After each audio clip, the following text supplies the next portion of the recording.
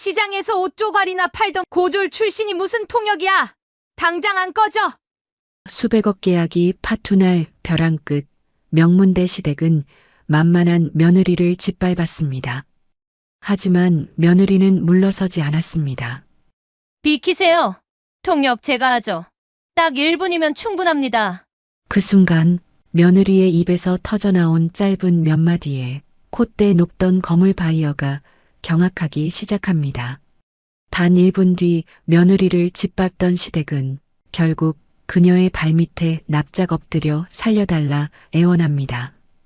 도대체 그 60초 동안 무슨 진실이 터져나왔길래 그들이 이토록 처참히 무너진 걸까요? 단숨에 상황을 역전시켜버린 소름 돋는 사이다 반전. 이 통쾌한 이야기가 궁금하시다면 지금 바로 구독과 좋아요 꾹 눌러주세요. 사람 취급도 하지 않고 깔아뭉개는 날선 목소리와 함께 구겨진 하얀 앞치마 하나가 유나의 발밑으로 매몰차게 던져졌습니다.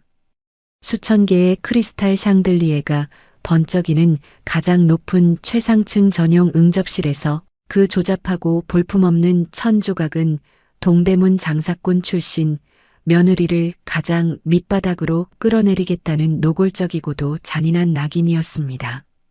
야, 고졸. 그거 두르고 당장 저기 구석에 찌그러져서 샴페인이나 따라.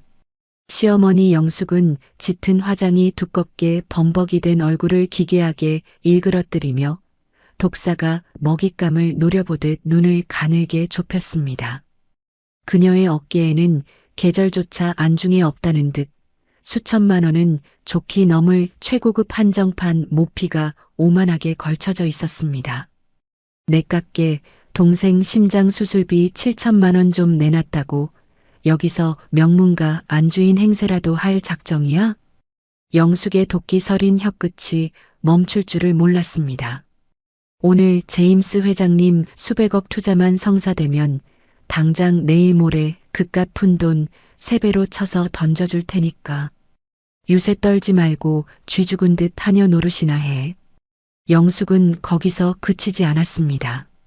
최고급 모피 자락을 한껏 여미며 며느리의 가장 아픈 급소를 향해 비수를 깊숙이 찔러 넣었습니다. 해녀나 내 그 몸에 밴 천박한 시장 바닥 냄새가 회장님 코끝에 스쳐서 귀한 투자 망치면 내 아픈 동생 수술이고 뭐고 그날로 병원 밖 길바닥에 나앉게 될 줄 알아. 사람의 탈을 쓰고 어찌 저리도 뻔뻔할 수 있는지 참으로 천벌을 받아 마땅한 노릇이었습니다. 불과 며칠 전이었습니다. 외국인 거물 투자자를 모실 대관료와 통역 세팅비가 없어서 당장 온 가족이 길거리에 나앉게 생겼다며 영숙과 남편 재우는 유나의 바짓가랑이를 두 손으로 붙잡고 차가운 대리석 바닥에 무릎까지 꿇어가며 매달렸습니다. 가짜 눈물을 짜내고 콧물을 흘리며 제발 집안 한 번만 살려달라고 목 놓아 애원하던 그 가증스러운 낯짝들이 유나의 눈앞에 아직도 선명하게 아른거렸습니다. 당장 내일 모레 동생의 가슴을 열고 심장 박동기를 달아주어야 할 목숨줄과 다름없는 돈이었습니다. 돌아가신 아버지가 펄펄 끓는 국밥 뚝배기를 맨손으로 나르며 지문이 닳아 없어지도록 한 푼, 두 푼 모아 남겨주신 피눈물이 서린 유산이었습니다. 그 절박한 생명줄을 뜯어갈 때는 간과 쓸개를 모조리 내어줄 것처럼 바닥을 기더니 이제 와서 푼돈 취급하며 하녀 앞치마를 얼굴에 던지는 작태라니. 유나의 온몸 구석구석에서 피가 거꾸로 치솟았습니다. 눈가가 될 듯이 뜨겁게 달아올랐지만 유나는 핏기가 모조리 빠져나간 입술 안쪽을 이가 파고들도록 꽉 깨물며 그 분노를 삼켜냈습니다. 묵묵히 허리를 굽혀 대리석 위에 아무렇게나 처박힌 하얀 앞치마를 주워 뜨는 유나의 손가락 마디마디가 뼈가 붉어질 만큼 하얗게 질려 있었습니다. 유나가 거친 숨을 억누르며 조잡한 앞치마 끈을 허리에 질끈 묶는 바로 그 순간이었습니다. 팽팽하게 당겨져 있던 응접실의 정막을 무참히 깨뜨리며 최고급 맞춤 정장을 빼입은 남편 재훈의 바지 주머니 속에서 신경을 거칠게 긁어내리는 둔탁한 진동이 연속해서 터져나왔습니다. 불쾌한 표정으로 휴대전화 화면을 확인하던 재훈의 여유롭던 안색에서 순식간에 핏기가 싹 증발했습니다. 백지장을 들이댄 듯 하얗게 질려버린 그의 입에서 쩍쩍 마른 단어들이 갈라져 나왔습니다. 뭐야, 이건 내일 아침 9시까지 미납금 안 넣으면 10시 정각에 경매 시작이라고? 재훈의 입술 양끝이 통제를 벗어난 듯 파르르 경련을 일으켰습니다. 휴대전화 화면에 선명하게 찍힌 발신자는 주거래 금융사 여신관리팀이었습니다. 내용은 단 한 줄로 명료했습니다. 연체이자 미납에 따른 내일 아침 9시 입금 마감 및 오전 10시 부 최상층 주택 강제 경매 집행 통보. 당장 오늘 밤 안으로 제임스 회장의 거액 투자 도장을 받아내어 막힌 이자를 뚫지 못하면 그들이 목숨처럼 부여잡고 있던 가짜 명문가의 화려한 성벽이 내일 아침 9시를 기점으로 산산조각나는 경제적 사형 선고나 다름없었습니다. 미치겠네, 진짜. 재훈이 핏대를 세우며 응접실 안을 미친 사람처럼 두리번거렸습니다. 당장 5분 뒤면 제임스 회장 일행이 이 응접실 문을 열고 들어올 텐데 이따위 새빨간 압류 독촉장이나 밀린 개인 카드 명세서가 테이블 위에 널브러져 있는 걸 들키면 투자고 뭐고 다 끝장이야.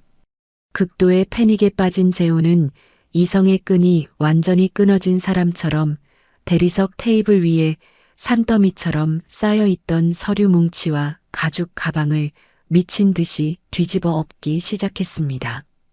해외 투자 유치용 영문 계약서들 사이에 지저분하게 섞여 들어있던 붉은색 압류 독촉장과 뭉텅이로 쏟아져 나온 출처모를 카드 결제 영수증들이 한꺼번에 드러났습니다. 재훈은 그것들을 한 움큼 거칠게 움켜쥐고는 마치 사냥개에게 쫓기는 산짐승처럼 응접실 구석에 딸린 비좁은 행사 운영실을 향해 헐레벌떡 뛰어갔습니다. 너, 더 빨리 들어와서 이거 싹 다 갈아버려. 꾸물거리다 걸리면 다 죽는 거야. 재훈의 다급하고 사나운 소나기에 멱살이 잡히듯 이끌려 좁은 운영실 안으로 짐짝처럼 내동댕이 쳐진 유나의 어깨가 차가운 철제 캐비닛 모서리에 무겁게 부딪혔습니다. 뼈마디를 타고 전해지는 예리한 충격이 전신을 강타했지만 신음조차 삼켜야 하는 처지였습니다. 재훈은 운영실 구석에 자리 잡은 대형 파쇄기에 전원 플러그를 덜덜 떠는 손으로 쑤셔 받고는 손에 쥔 종이 뭉치들을 닥치는 대로 기계 입구에 밀어넣기 시작했습니다. 날카로운 톱니바퀴가 종이를 잔인하게 씹어 삼키며 살점을 뜯어내는 듯한 격렬한 소음이 비좁은 방 안의 공기를 소름 끼치도록 가득 채웠습니다. 하지만 식은땀으로 범벅이 된 재훈의 손이 번번이 미끄러졌습니다. 미처 파쇄기 입구에 들어가지 못한 영문 계약서 몇 장과 빳빳한 카드 영수증 조각들이 나비 날개처럼 흩날리며 바닥으로 속절없이 떨어져 내렸습니다. 유나가 무의식적으로 바닥에 나뒹구는 종이 조각을 향해 손을 뻗는 찰나였습니다. 건드리지 마. 어디서 그 더러운 손을 대. 재훈이 날이 서도록 돌변한 얼굴로 유나의 손을 신경질적으로 거칠게 뿌리쳤습니다. 뼈와 살이 부딪히며 만들어낸 날카로운 충격이 허공을 예리하게 갈랐고 유나의 거친 굳은 살 위로 벌겋게 부풀어 오른 손자국이 낙인처럼 선명하게 새겨졌습니다. 고졸 주제에 네가 영문 서류랑 영수증 숫자를 봐서 뭘 어쩌게. 천박하게 남의 쓰레기통 뒤지지 말고 당장 밖으로 기어나가. 재훈의 독이 오른 음성이 좁은 운영실의 벽과 천장을 사방으로 내리쳤습니다. 회장님 오시면 그 촌스러운 미소나 지으면서 샴페인 잔이나 채워. 한 번만 더 내 일에 코를 들이밀고 훈계질하면 당장 이혼장 던져버릴 줄 알아. 재우는 바닥에 흩어진 조각들을 대충 구둣발로 걷어차 쓰레기통 구석으로 쑤셔 받고는 구겨진 넥타이를 신경질적으로 뜯어 고치며 밖으로 튕겨 나가듯 사라져버렸습니다. 문이 뜯어질 듯 거칠게 닫히며 방 안에는 다시 숨이 턱 막히는 정막이 무거운 먹구름처럼 내려앉았습니다. 어깨를 짓누르는 통증과 손등의 화끈거림 속에서 유나는 천천히 몸을 일으켰습니다. 파쇄기는 여전히 거친 기계음을 내며 남은 종이 찌꺼기를 마저 씹어 삼키고 있었습니다. 바닥에는 재훈이 미처 완벽하게 숨기지 못한 추악한 비밀의 파편들이 처참하게 널브러져 있었습니다.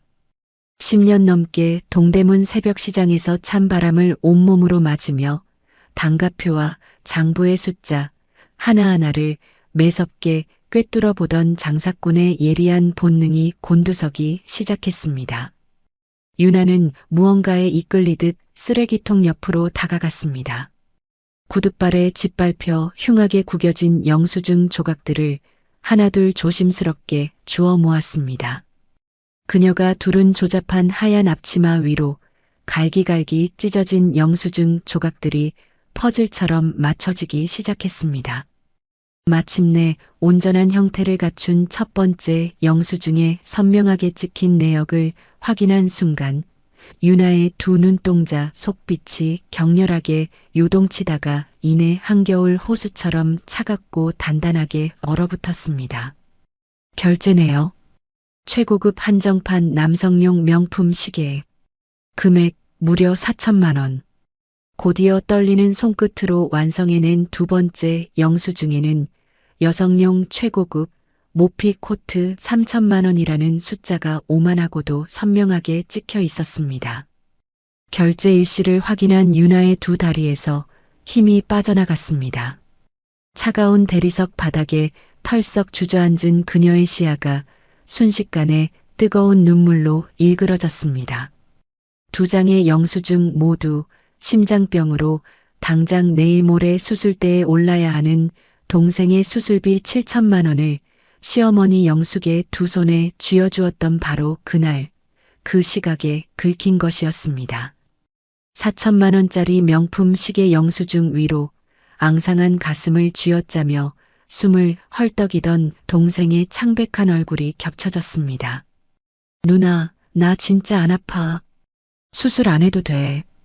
아픈 와중에도 굳은 살 박인 누나의 거친 손을 감싸 쥐어주던 동생의 가여운 온기가 떠오르자 유나는 제 가슴팍을 쥐어뜯으며 소리 없는 오열을 토해냈습니다. 당장 동생 살릴 목숨값이었건만 남편 회사가 무너져 온 가족이 길거리에 나앉게 생겼다는 시어머니의 눈물쇼에 속아 그 귀한 돈을 고스란히 바쳤던 자신이 너무도 멍청하고 원망스러웠습니다.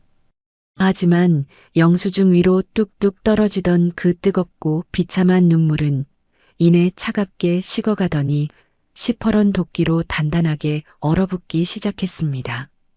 유나의 핏기가 모조리 빠져나간 입술 사이로 바짝 마른 쇳소리가 새어나왔습니다. 동생의 마지막 생명줄이었던 수술비 7천만 원이 대관료가 아니라 단 하루 만에 당신들 사치품으로 둔갑했어. 온 가족이 길거리에 나앉는다며 눈물 콧물 쏟아내던 그 가증스러운 낯짝들이 떠오르자 속에서 걷잡을 수 없는 불길이 활활 치솟아 올랐습니다. 아버지가 뚝배기를 나르며 남긴 돈을 동생을 살리겠다고 바닥에 엎드려 건넸건만 그들은 하루아침에 재훈의 손목 시계와 영숙의 어깨 모피로 바꿔치기한 인간의 탈을 쓴 괴물들이었습니다. 그 순간 영수증 옆에 나뒹굴던 파쇄 직전의 영문 계약서 조각이 유나의 날카로운 시야에 들어왔습니다. 복잡한 알파벳과 숫자가 교묘하게 얽힌 문맥을 훑어내려가던 유나의 미간이 무섭게 좁혀졌습니다. 시장 바닥에서 숱한 해외 바이어들의 장부를 상대해 온 그녀의 눈에는 모든 것이 적나라하게 드러났습니다. 시중가보다 무려 5배나 부풀려진 납품원가 조작의 뻔뻔한 흔적. 그리고 중간에 해지할 경우 수백억 원대의 자금을 고스란히 토해내야 하는 악의적인 위약금 폭탄 조항이 거미줄처럼 교활하게 엮여 있었습니다. 이것은 정상적인 투자가 아니었습니다. 내일 아침 경매를 막기 위해 거대 해외 자본을 호구로 잡고 벌이는 치졸하고도 위험한 사기극이었습니다. 가족의 피눈물을 쥐어짜낸 것도 모자라 이제는 불법적인 사기극의 위약금, 폭탄까지 끌어안고 불나방처럼 뛰어드는 오만한 시댁의 작태에 참았던 눈물조차 바짝 말라버렸습니다.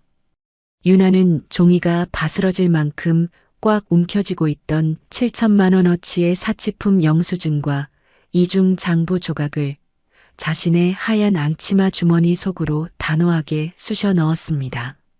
문 밖에서는 제임스 회장의 일행이 최상층에 도착했다는 위압적인 외국어 발음과 재훈의 비굴한 웃음소리가 역겹게 뒤섞여 스며들기 시작했습니다. 이 화려한 건물이 금융사에 넘어가고 그들의 거짓된 부가 모래성처럼 무너져 내릴 운명의 아침 9시까지 남은 시간은 불과 10시간 남짓이었습니다. 유나는 헝클어진 머리카락을 단정하게 쓸어 올렸습니다. 천천히 그리고 흔들림 없는 손길로 차가운 문고리를 감아쥐었습니다.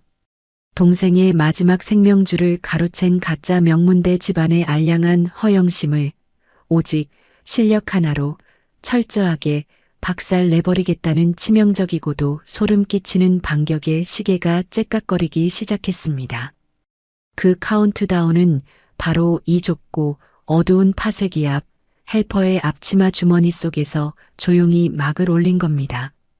비좁고 매캐한 운영실의 문고리를 움켜쥔 유나의 손끝에는 핏기가 남아있지 않았습니다. 무거운 철제문이 거친 소리를 내며 열리는 순간 어둠에 갇혀있던 유나의 시야로 눈이 시리도록 화려한 최상층 전용 응접실의 전경이 한꺼번에 쏟아져 들어왔습니다. 수천 개의 크리스탈이 박힌 샹들리의 조명이 방 안을 대낮보다 밝게 물들이고 있었고 값비싼 빈티지 샴페인의 달착지근한 기포 향기와 코를 찌르는 명품 향수 냄새가 뒤섞여 후각을 거칠게 밀어붙였습니다. 그 화려한 빛의 한가운데 명문대 유학파라는 허울 좋은 간판을 목에 걸고 다니는 남편 재훈이 서 있었습니다. 전신 거울 앞에서 여유롭게 맞춤 정장의 옷매무새를 가다듬는 재훈은 유난히 왼쪽 손목을 비틀어 각도를 잡아대고 있었습니다. 소매 끝에서 번쩍이는 그것은 동생의 피 같은 수술비 7천만 원이 단 하루 만에 둔갑해버린 4천만 원짜리 한정판 명품 시계였습니다. 당장 내일 아침 9시면 금융사의 연체 이자를 막지 못해 온 가족이 길바닥에 나앉을 처지이면서도 끝까지 가짜 엘리트의 허울을 놓지 못하고 남의 피로 산 사치품을 쓸어내리는 그 작태가 참으로 구역질나고 기가 막힐 노릇이었습니다. 유나는 빳빳하고 조잡한 헬퍼용 하얀색 앞치마 주머니 속에서 갈기갈기 찢어졌던 영수증과 단가표 조각을 부서져라 꽉 움켜쥐었습니다. 그녀의 밑창이 닳고 다른 낡은 단화가 최고급 카펫을 지지기며 망설임 없이 재훈을 향해 직진했습니다. 거울 속 자신의 모습에 도취되어 비릿한 미소를 짓고 있던 재훈의 시야에 초라한 앞치마를 두른 유나의 모습이 불쑥 끼어들었습니다. 너 지금 뭐 하는 짓이야? 회장님 오실 시간 다 됐는데 어디서 알짱거려? 저리 안 비켜? 재훈이 벌레를 쫓아내듯 미간을 잔뜩 구기며 신경질적인 손짓을 해댔습니다. 하지만 유나는 단 한 발자국도 물러서지 않았습니다. 투명 테이프로 아슬아슬하게 이어붙인 영수증 조각과 이중 장부의 파편을 그의 최고급 실크 넥타이 위로 자비 없이 들이밀었습니다. 당장 내일 모레 동생 심장 열어야 할 수술비 7천만 원 뜯어가서 당신 손목에 그 잘난 시계를 감고 어머님 어깨에 모피를 샀습니까? 유나의 핏기 가신 입술 사이로 한겨울 바닥에 버려진 쇠붙이처럼 차갑고 뾰족한 음성이 흘러나왔습니다. 대관료가 없으면 죽는다며 내 발밑에서 가짜 눈물 흘리며 바짓가랑이 붙잡던 게 불과 며칠 전입니다. 재훈의 시선이 유나의 거친 손에 들린 종이 조각으로 향하는 순간 그의 얼굴이 제멋대로 일그러지며 흉하게 파르르 떨리기 시작했습니다. 명백한 결제 일시와 4천만 원이라는 숫자가 그의 오만함을 가장 깊은 곳에서부터 단숨에 찢어밟히고 있었습니다. 이게 왜 내 손에 너 남의 쓰레기통이나 뒤지고 다니는 취미 생겼어? 게다가 이 영문 단가표를 보십시오. 유나의 서늘한 목소리가 한치의 떨림 없이 이어졌습니다. 시중가보다 무려 5배나 원가를 뻥튀기해 놨더군요. 중간에 외국인 투자자가 이상함을 눈치채고 계약을 끊으면 수백억 원대 위약금 폭탄을 우리가 고스란히 뒤집어 쓰는 악의적인 덕까지 파놓고 유나의 검지손가락이 단가표의 핵심 수치를 정확하게 짚어내며 마지막 쐐기를 박아 넣었습니다. 이따위 사기극 서류에 도장 찍었다간 당신들 내일 아침 경매로 쫓겨나는 게 아니라 진짜 쇠고랑 차고 감옥 갑니다. 동대문 바닥에서 10년을 구르며 산전수전을 다 겪고 숱한 해외 바이어들의 장부를 매섭게 꿰뚫어 보던 장사꾼의 완벽한 팩트였습니다. 단 한 줄의 빈틈도 허용하지 않는 숫자로 목을 조르는 잔인할 만큼 정밀한 일격이었습니다. 자신이 그토록 필사적으로 숨기고 싶어하던 추악하고 무능한 밑바닥이 평소 사람 취급도 하지 않던 고졸 며느리에게 뼛속까지 간파당했다는 사실에 재훈은 완전히 이성의 고삐를 놓아버렸습니다. 너 지금 제정신이야? 겁대가리 없이 어디서 행패야? 재훈이 얼굴을 불그락푸르락 일그러뜨리며 유나의 손에 들린 서류 조각들을 거칠게 낚아채 허공에 무참히 흩뿌렸습니다. 종이 조각들이 나비떼처럼 사방으로 흩날리기도 전에 재훈은 탐욕에 눈이 먼 채 달려들어 유나의 가녀린 어깨를 유나를 벽 쪽으로 거칠게 몰아세우며 위협했습니다. 유나의 얇은 등이 단단한 돌벽에 강하게 부딪히며 숨이 턱 막히는 묵직한 충격이 척추를 타고 전신으로 퍼져나갔습니다. 등뼈 마디마디가 으스러지는 듯한 고통에 유나의 미간이 깊게 일그러졌지만 재훈은 아랑곳하지 않았습니다. 그녀의 코앞까지 바짝 다가와 핏대를 시퍼렇게 세우며 살벌하게 으르렁거렸습니다. 입 안 닥쳐? 밤새 시장 바닥에서 옷조각이나 떼다 팔던 무식한 고졸 주제에 네가 수백억이 오가는 거대 자본의 구조에 대해 뭘 안다고 혓바닥을 놀려. 재훈의 거친 호흡이 유나의 얼굴 위로 불쾌하게 쏟아졌습니다. 어디서 주워들은 알량한 셈법으로 감히 나한테 훈계질이야? 한 번만 더 내 투자에 고춧가루 뿌리면서 재수없는 소리짓거리면 넌 오늘 당장 이혼장 찢어밟히고 쫓겨날 줄 알아. 재훈의 입에서 터져나오는 언사는 길바닥의 진흙탕보다 더 천박하고 비열하기 짝이 없었습니다. 그가 내뿜는 천박한 분노의 숨결이 피부에 닿을 때마다 유나는 두 주먹을 손톱이 살 속에 파고들도록 움켜쥐며 끓어오르는 분노를 억눌렀습니다. 바로 그때였습니다. 소란스러운 낌새를 눈치채고 안방에서 걸어 나온 시어머니 영숙의 수천만 원짜리 최고급 모피 자락이 유나의 조잡한 헬퍼 알치마를 불쾌하게 스치고 지나갔습니다. 영숙은 제임스 회장이 들어올 문 쪽을 불안하게 힐끗거리더니 다짜고짜 유나의 얇은 옷깃을 거칠게 움켜쥐고는 눈에 쌍심지를 켜고 표독스럽게 쏘아붙였습니다. 생살이 날카롭게 뜯어져 나가는 듯한 고통에 유나의 입에서 짧고 날선 신음이 터져 나왔습니다. 하지만 영숙의 표정에는 일말의 동정심조차 서려 있지 않았습니다. 오히려 눈을 흡뜨며 독사처럼 교활한 목소리를 길게 뽑아냈을 뿐이었습니다. 어디서 가정교육도 못 받은 티를 내며 눈을 똑바로 뜨고 서방을 가르치려 들어 영숙의 날카로운 손톱이 유나의 팔뚝에 더 깊이 파고들었습니다. 네가 여기서 주제 파악 못하고 입을 뻥긋해서 회장님 심기라도 거스르는 날엔 내 아픈 동생 수술비 갚아줄 돈도 영영 끝인 줄 알아. 내일 당장 그 병실에서 쫓겨나 길바닥에서 헐떡이는 꼴 보고 싶지 않으면 당장 저 구석에 처박혀서 숨소리도 내지 마. 사람의 목숨값을 갈취해 제 몸을 치장한 것도 모자라 그 알량한 권력으로 시한부 동생의 목숨까지 담보 삼아 입을 틀어막으려 드는 참으로 천하의 몹쓸 인간들이었습니다. 당장이라도 뺨을 올려붙이고 저 더러운 모피를 갈기갈기 찢어버리고 싶었지만 유나는 피가 맺히도록 입술 안쪽을 악물며 턱관절의 경련을 참아내야만 했습니다.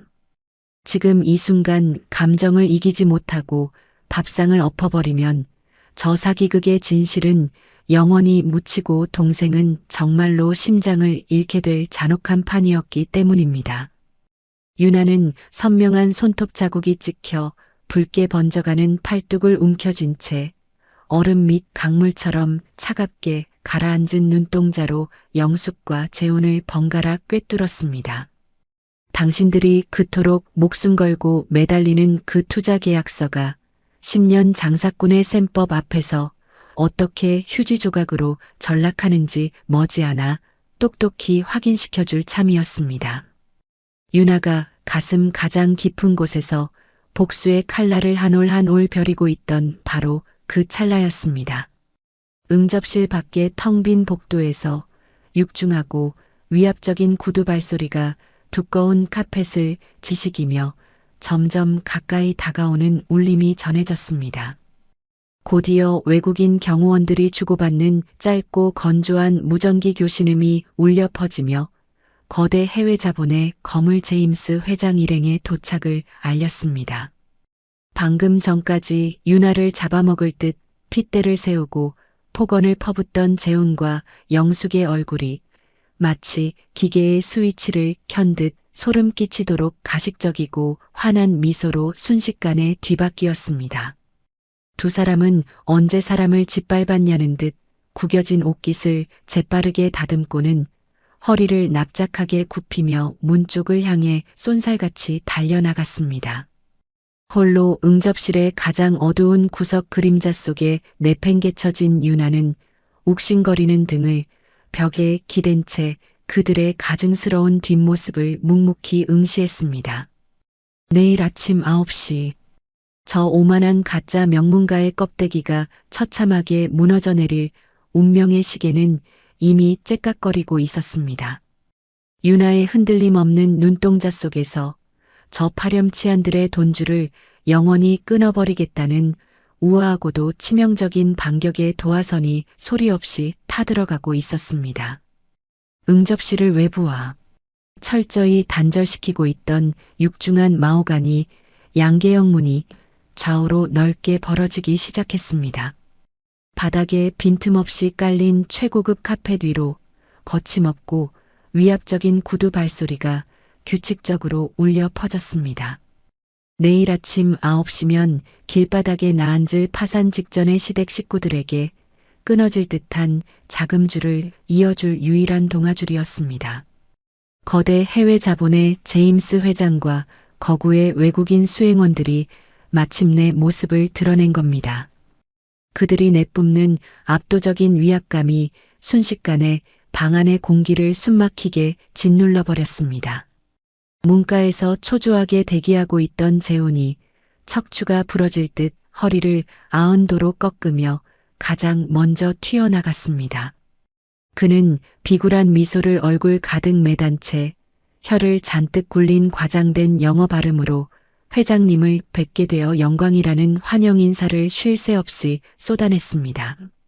그러면서 악수를 청하는 척 교묘하게 맞춤 정장의 재킷 소매를 슬쩍 걷어 올렸습니다. 동생의 피 같은 수술비를 가로채어 둔갑시킨 그 4천만 원짜리 남성용 한정판 명품 시계가 샹들리에 조명을 받아 번쩍거리도록 일부러 테이블 위에 손목을 올려놓는 작태를 보였습니다. 참으로 낯짝도 두껍고 뻔뻔하기 짝이 없는 노릇이었습니다. 그 곁에 선 시어머니 영숙 역시 질세라 짙은 화장이 뭉개지도록 가식적인 미소를 지으며 어깨를 한껏 들썩였습니다. 3천만 원짜리 최고급 모피의 부드러운 털 윤기가 제임스 회장의 시선에 닿도록 이리저리 몸을 비틀며 천박한 자태를 뽐내고 있었습니다. 일말의 양심조차 없이 탐욕에 이성이 마비된 파렴치한들의 역겨운 쇼가 펼쳐지고 있었거든요. 가족의 피눈물을 쥐어짜내어 제 몸을 치장한 그 가증스러운 연극을 유나는 응접실의 가장 어두운 구석에 선 채 조용히 지켜보고 있었습니다. 그녀의 굳은 살 박인 가녀린 두 손에는 깎아지른 듯한 얼음 조각과 최고급 빈티지 샴페인 병이 놓인 무거운 은쟁반이 무겁게 들려 있었습니다. 방안을 가득 채운 빈티지 샴페인의 달착지근하고 톡 쏘는 기포 향기, 그 위로 영숙이 쏟아부은 명품 향수 냄새가 겹겹이 뒤섞여 콧속을 빈틈없이 파고들었습니다. 하지만 이 향기롭고 화려한 방 안에서 유나의 코끝을 짓누르는 것은 오직 하나, 당장 내일 가슴을 열어야 할 동생이 누워있는 병원의 역겨운 소독약 냄새뿐이었습니다. 유나는 속에서 천불이 치솟는 것을 온몸으로 억누르며 핏기가 모조리 빠져나간 입술 안쪽을 이가 파고들도록 깨물었습니다. 동생의 끊어질 듯한 심장에 박동기를 달아주어야 할 그 마지막 생명줄 같은 돈이 지금 저 파렴치한들의 손목과 어깨에서 번쩍이며 타인의 투자를 구걸하는 더러운 미끼로 쓰이고 있다니 온몸의 피가 거꾸로 솟구치는 듯 했습니다. 제임스 회장은 땀을 뻘뻘 흘리며 알랑거리는 재훈의 영어 인사에 가벼운 목례만 까딱할 뿐이었습니다. 입가에 알 수 없는 조소를 머금은 채 상석에 거만하게 주저앉은 그의 날카롭고 계산적인 푸른 눈매가 재훈의 허세 가득한 겉모습을 머리끝부터 발끝까지 매섭게 훑어내렸습니다. 산전수전 다 겪으며 수백억을 굴려온 거대 자본의 거물답게 겉만 번지르르하게 포장된 빈 강정 같은 재훈의 본질을 단번에 꿰뚫어 보겠다는 예리한 탐색전이 시작된 겁니다. 제임스 회장의 등 뒤에 꼿꼿하게 선 금발의 수석 비서조차 재훈의 과장된 시계 자랑을 힐끗 쳐다보고는 옆에 선 동료 임원의 귀에 대고 조롱 섞인 귓속말을 주고받으며 노골적인 콧방귀를 뀌고 있었습니다. 분수에 맞지 않는 사치품을 두르고 알랑거리는 벼락부자들을 향한 명백한 경멸이었지만 재훈은 그 비웃음조차 눈치채지 못한 채 굽실거리기에 바빴습니다. 그 숨막히는 침묵과 팽팽한 눈치 싸움에 찰나 영숙이 고개를 미세하게 돌려 구석에 선 유나를 향해 도끼 품은 눈을 희번덕거렸습니다. 제임스 회장의 시선을 피해 실룩거리는 영숙의 입모양은 누구보다 선명하게 유나의 눈에 비수처럼 꽂혔습니다. 어디서 초상집 낯짝을 하고 서 있느냐는 겁니다. 시장 바닥 냄새 풍기지 말고 쥐 죽은 듯 구석에 찌그러져 있으라는 소리 없는 저주였습니다. 사람의 목숨값을 빼앗아 호화롭게 치장하고도 일말의 죄책감조차 찾아볼 수 없는 참으로 천하의 몹쓸 인간이었습니다. 당장이라도 쟁반을 집어 던지고 저가짜 껍데기들을 모조리 찢어발기고 싶었지만 유나는 턱뼈가 어긋나도록 이를 악물며 꾹 참고 또 참았습니다. 유나의 초점을 잃었던 시선이 이내 영숙의 어깨를 감싼 모피와 재훈의 손목에서 오만하게 초침을 굴리는 시계를 번갈아 향했습니다. 무거운 은쟁반의 모서리를 움켜쥔 유나의 손가락 마디마디가 뼈마디가 붉어질 만큼 새하얗게 질려가고 있었습니다. 손바닥 깊숙이 파고드는 차가운 금속 쟁반의 감촉이 오히려 끓어오르는 그녀의 이성을 날카롭게 벼려주고 있었습니다. 그 사치스러운 모피 자락과 번쩍이는 시계 위로 문득 새벽찬 바람을 맞으며 10원짜리 동전 하나까지 소중하게 앞치마에 챙겨 넣으시던 돌아가신 아버지의 굽은 등이 아른거렸습니다. 유나야, 아빠는 이 뚝배기 나르다 손가락이 다 데어 문드러져도 하나도 안 뜨겁다. 우리 예쁜 딸내미랑 아픈 아들내미 배불리 먹일 수만 있으면 아빠는 펄펄 끓는 불구덩이도 맨발로 건널 수 있어. 화상 연고 하나 살 돈이 아까워 찬물에 벌건 손을 담그고 웃으시던 아버지. 딸 자식 배골치 않게 하겠다고 밑창이 다 닳아 뒤꿈치가 땅에 닿는 10,000원짜리 시장 구두를 질질 끌고 다니시던 그 애달픈 희생이 지금 저들의 탐욕스러운 어깨와 손목 위에서 무참히 짓밟히고 있었습니다. 아버지가 평생 펄펄 끓는 국밥 뚝배기를 맨손으로 나르며 지문이 닳아 없어지도록 모은 피땀이 결국 저 탐욕의 눈먼 괴물들의 알량한 껍데기가 되었습니다. 아버지가 남긴 유일한 온기이자 동생의 마지막 생명줄을 이따위 금수만도 못한 자들에게 바친 자신이 한없이 원망스러웠습니다.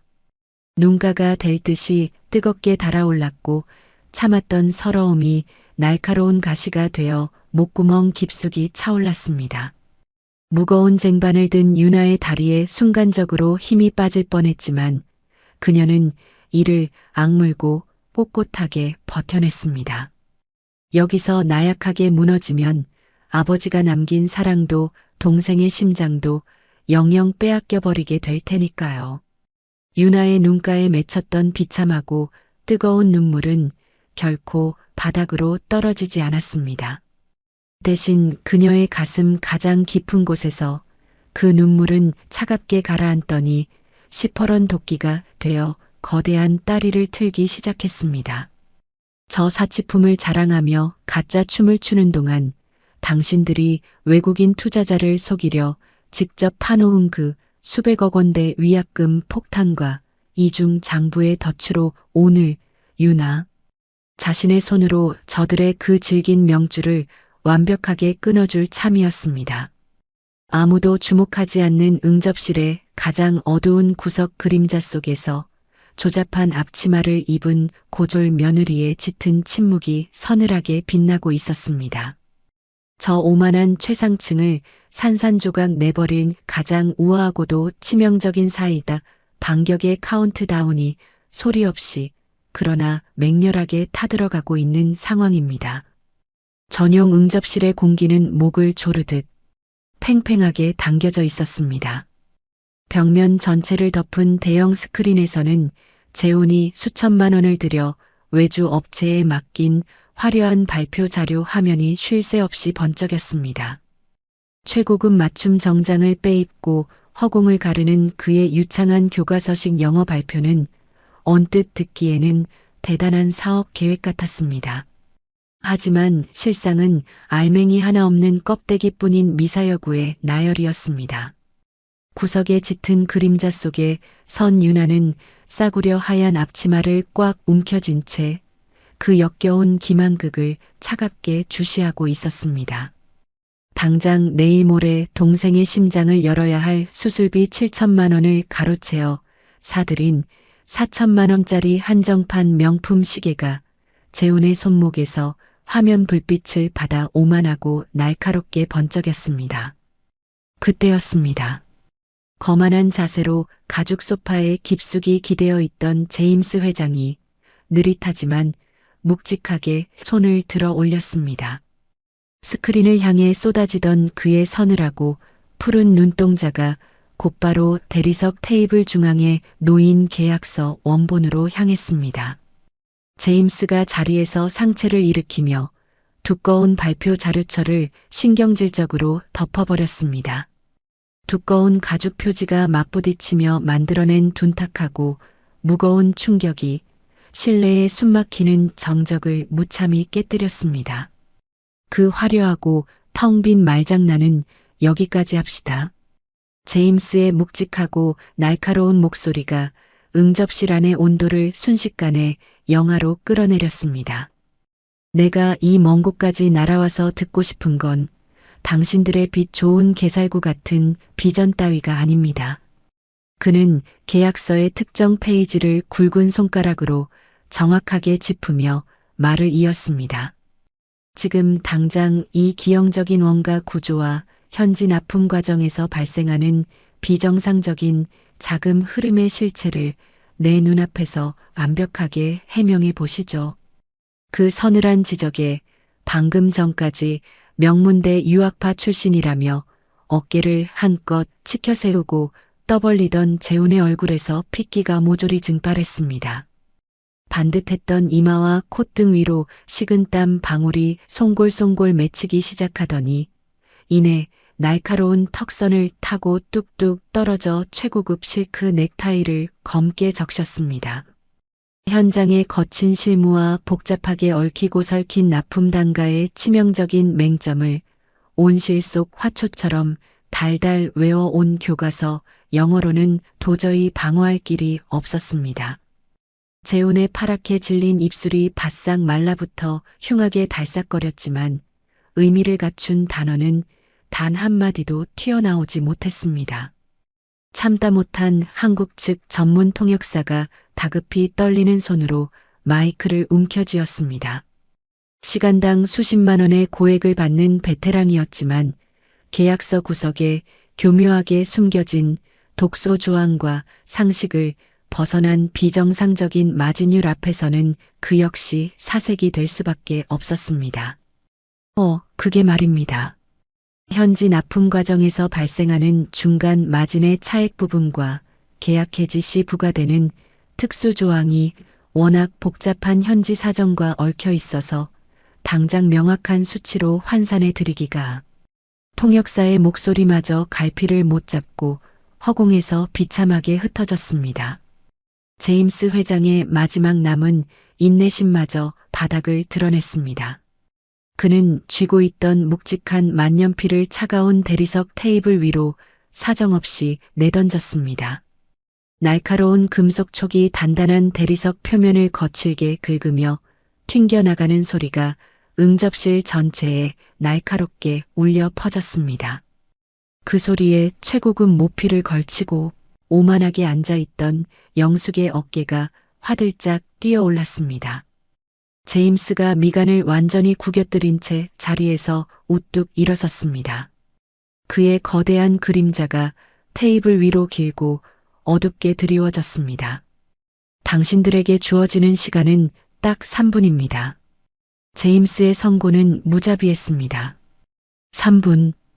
그 안에 이 비정상적인 숫자의 근거와 납품 과정을 완벽하게 해명하지 못한다면 우리의 투자는 지금 이 시간부로 영구 철회됩니다. 여기서 모든 협상은 끝이란 말입니다. 3분. 그 서늘한 선고는 재훈과 영숙에게 당장 목에 밧줄이 걸리는 사형 언도나 다름없었습니다. 당장 내일 운명의 아침 9시까지 남은 시간은 불과 10시간 남짓이었습니다.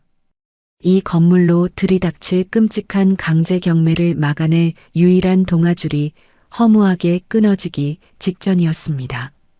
극한의 패닉에 빠진 영숙의 동공이 갈 곳을 잃고 사방을 미친 듯이 헤매다 이내 구석에 조용히 서 있던 유나에게 꽂혔습니다.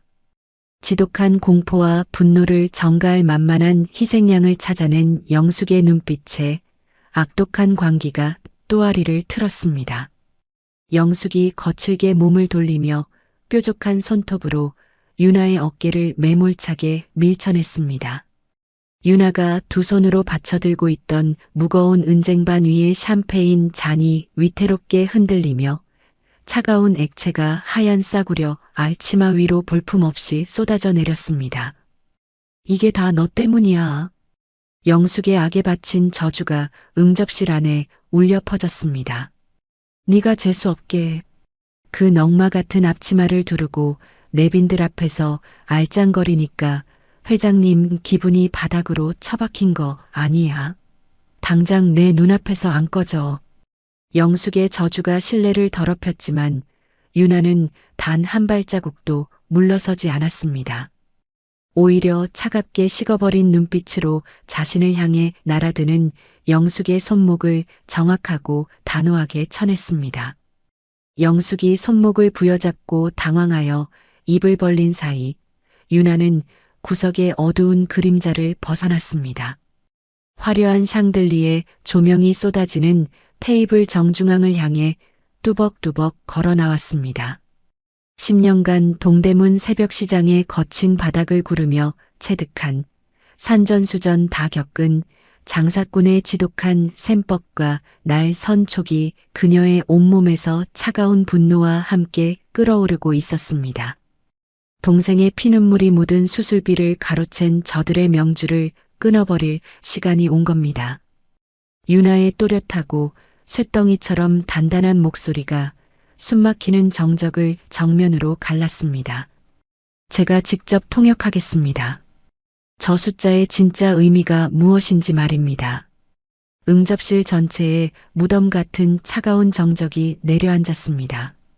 찰나의 침묵이 흐른 뒤 재훈과 영숙이 어이가 없다는 듯 어깨를 들썩이며 기가 막힌 코웃음을 터뜨렸습니다. 벼랑 끝에 몰린 극한의 위기 상황에서도 고졸 며느리를 향한 그들의 뼛속 깊이 박힌 오만함은 전혀 꺾이지 않았습니다. 재훈이 핏발선 눈으로 유나를 위아래로 훑어보며 노골적인 조소를 날렸습니다. 미쳤어? 고졸 주제에 네가 영어를, 그것도 거대 자본의 금융 실무를 알아? 동대문 바닥에서 옷이나 떼다 팔던 주제에 어디서 함부로 나대? 당장 입 닥치고 안 꺼져. 재훈의 천박한 폭언이 허공을 더럽혔지만 유나의 시선은 이미 오만한 남편 따위를 넘어서고 있었습니다. 제임스 회장이 지닌 차갑고 푸른 눈동자를 꿰뚫듯 똑바로 향하고 있었습니다. 운명의 아침 9시까지 남은 시간은 불과 10시간.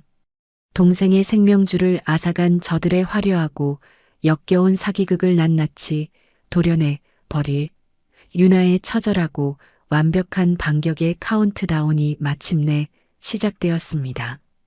최고급 빈티지 샴페인이 쏟아져 내린 유나의 싸구려 하얀 앞치마에서는 달착지근하면서도 비릿한 알코올 냄새가 진동했습니다. 최상층 전용 응접실의 화려한 샹들리에 조명 아래 명문대 유학파를 자처하는 남편 재훈의 천박한 조롱과 시어머니 영숙의 표독스러운 멸시가 날카로운 비수처럼 쏟아졌습니다. 하지만 유나는 꼿꼿하게 편 허리를 단 한치도 굽히지 않았습니다. 귓가에 윙윙거리는 시댁 식구들의 소음을 그녀는 한낮 바람 소리쯤으로 취급하며 철저히 무시해버렸습니다. 당장 내일 모레 동생의 심장을 열어야 할 생명줄 같은 수술비 7천만 원을 가로채어 자신들의 몸뚱이를 치장한 저 천륜을 저버린 인간들에게 알량한 상처 따위를 받으며 감정을 낭비할 시간은 단 1초도 남아있지 않았습니다. 유나는 턱을 당기고 등줄기를 타고 흐르는 식은땀을 차가운 분노로 얼려버린 채 정면을 향해 시선을 던졌습니다. 그녀의 시선이 가닿은 곳은 자신을 벌레 보듯 내려다보던 재훈도 사색이 된 영숙도 아니었습니다. 오직 이 거대한 자본의 목줄을 쥐고 있는 단 한 사람, 제임스 회장이 지닌 차갑고 푸른 눈동자였습니다. 시장 바닥에서 10년을 구르며 체득한 장사꾼의 날선 직감이 지금이 바로 판을 뒤집을 유일한 찰나임을 온몸으로 경고하고 있었습니다. 유나의 쇳덩이처럼 단단한 목소리가 숨막히는 정적을 정면으로 갈랐습니다. 회장님, 제게 딱 60초만 주십시오. 건방지기 짝이 없는 그 당돌한 요구에 응접실 안의 공기가 일순간 팽팽하게 얼어붙었습니다. 통역사조차 유나의 입에서 튀어나온 영어를 듣고 입을 멍하니 벌렸습니다. 명문대 출신들처럼 버터를 바른 듯 세련된 발음이나 완벽한 문법은 아니었습니다.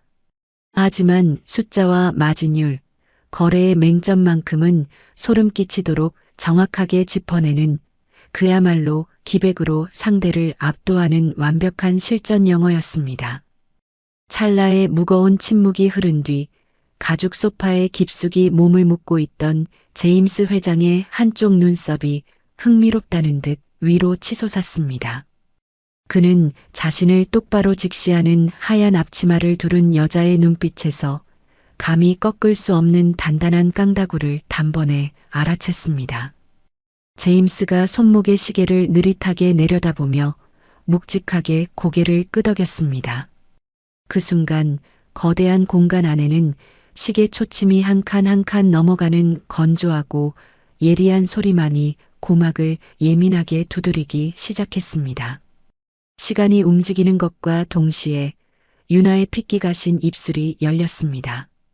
그 사이로 거침없는 현장의 야생 영어가 거대한 물줄기처럼 쏟아져 나오기 시작했습니다. 명문대 교과서나 도심 한복판의 고급 어학원에서는 절대 가르쳐주지 않는 언어였습니다. 새벽 3시 동대문 시장 바닥에서 수많은 해외 바이어들과 멱살을 잡고 흥정하며 피 토하듯 익혀낸 생존의 말이었습니다. 발음은 투박했지만 단일원의 오차도 허용하지 않는 날 것 그대로의 완벽한 실전 영어였습니다. 회장님, 지금 스크린에 띄워진 저 화려한 숫자들은 제가 구르던 동대문 시장 바닥에선 당장 멱살이 잡혀도 할 말이 없는 아주 얄팍하고 역겨운 장난질에 불과합니다.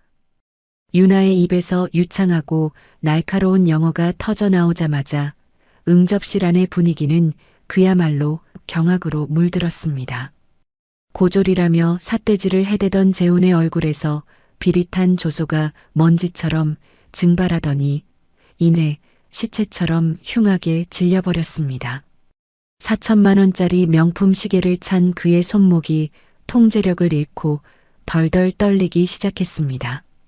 마이크를 쥐고 있던 베테랑 통역사마저 믿을 수 없다는 듯 두 눈을 커다랗게 뜬 채 유나를 쳐다보았습니다. 유학파 출신 재훈의 혀끝에서는 감히 흉내조차 낼 수 없는 현장의 거친 생존 영어가 유나의 입술을 타고 칼날처럼 날아들고 있었기 때문입니다. 유나는 한치의 망설임도 없이 대리석 테이블 위로 다가갔습니다.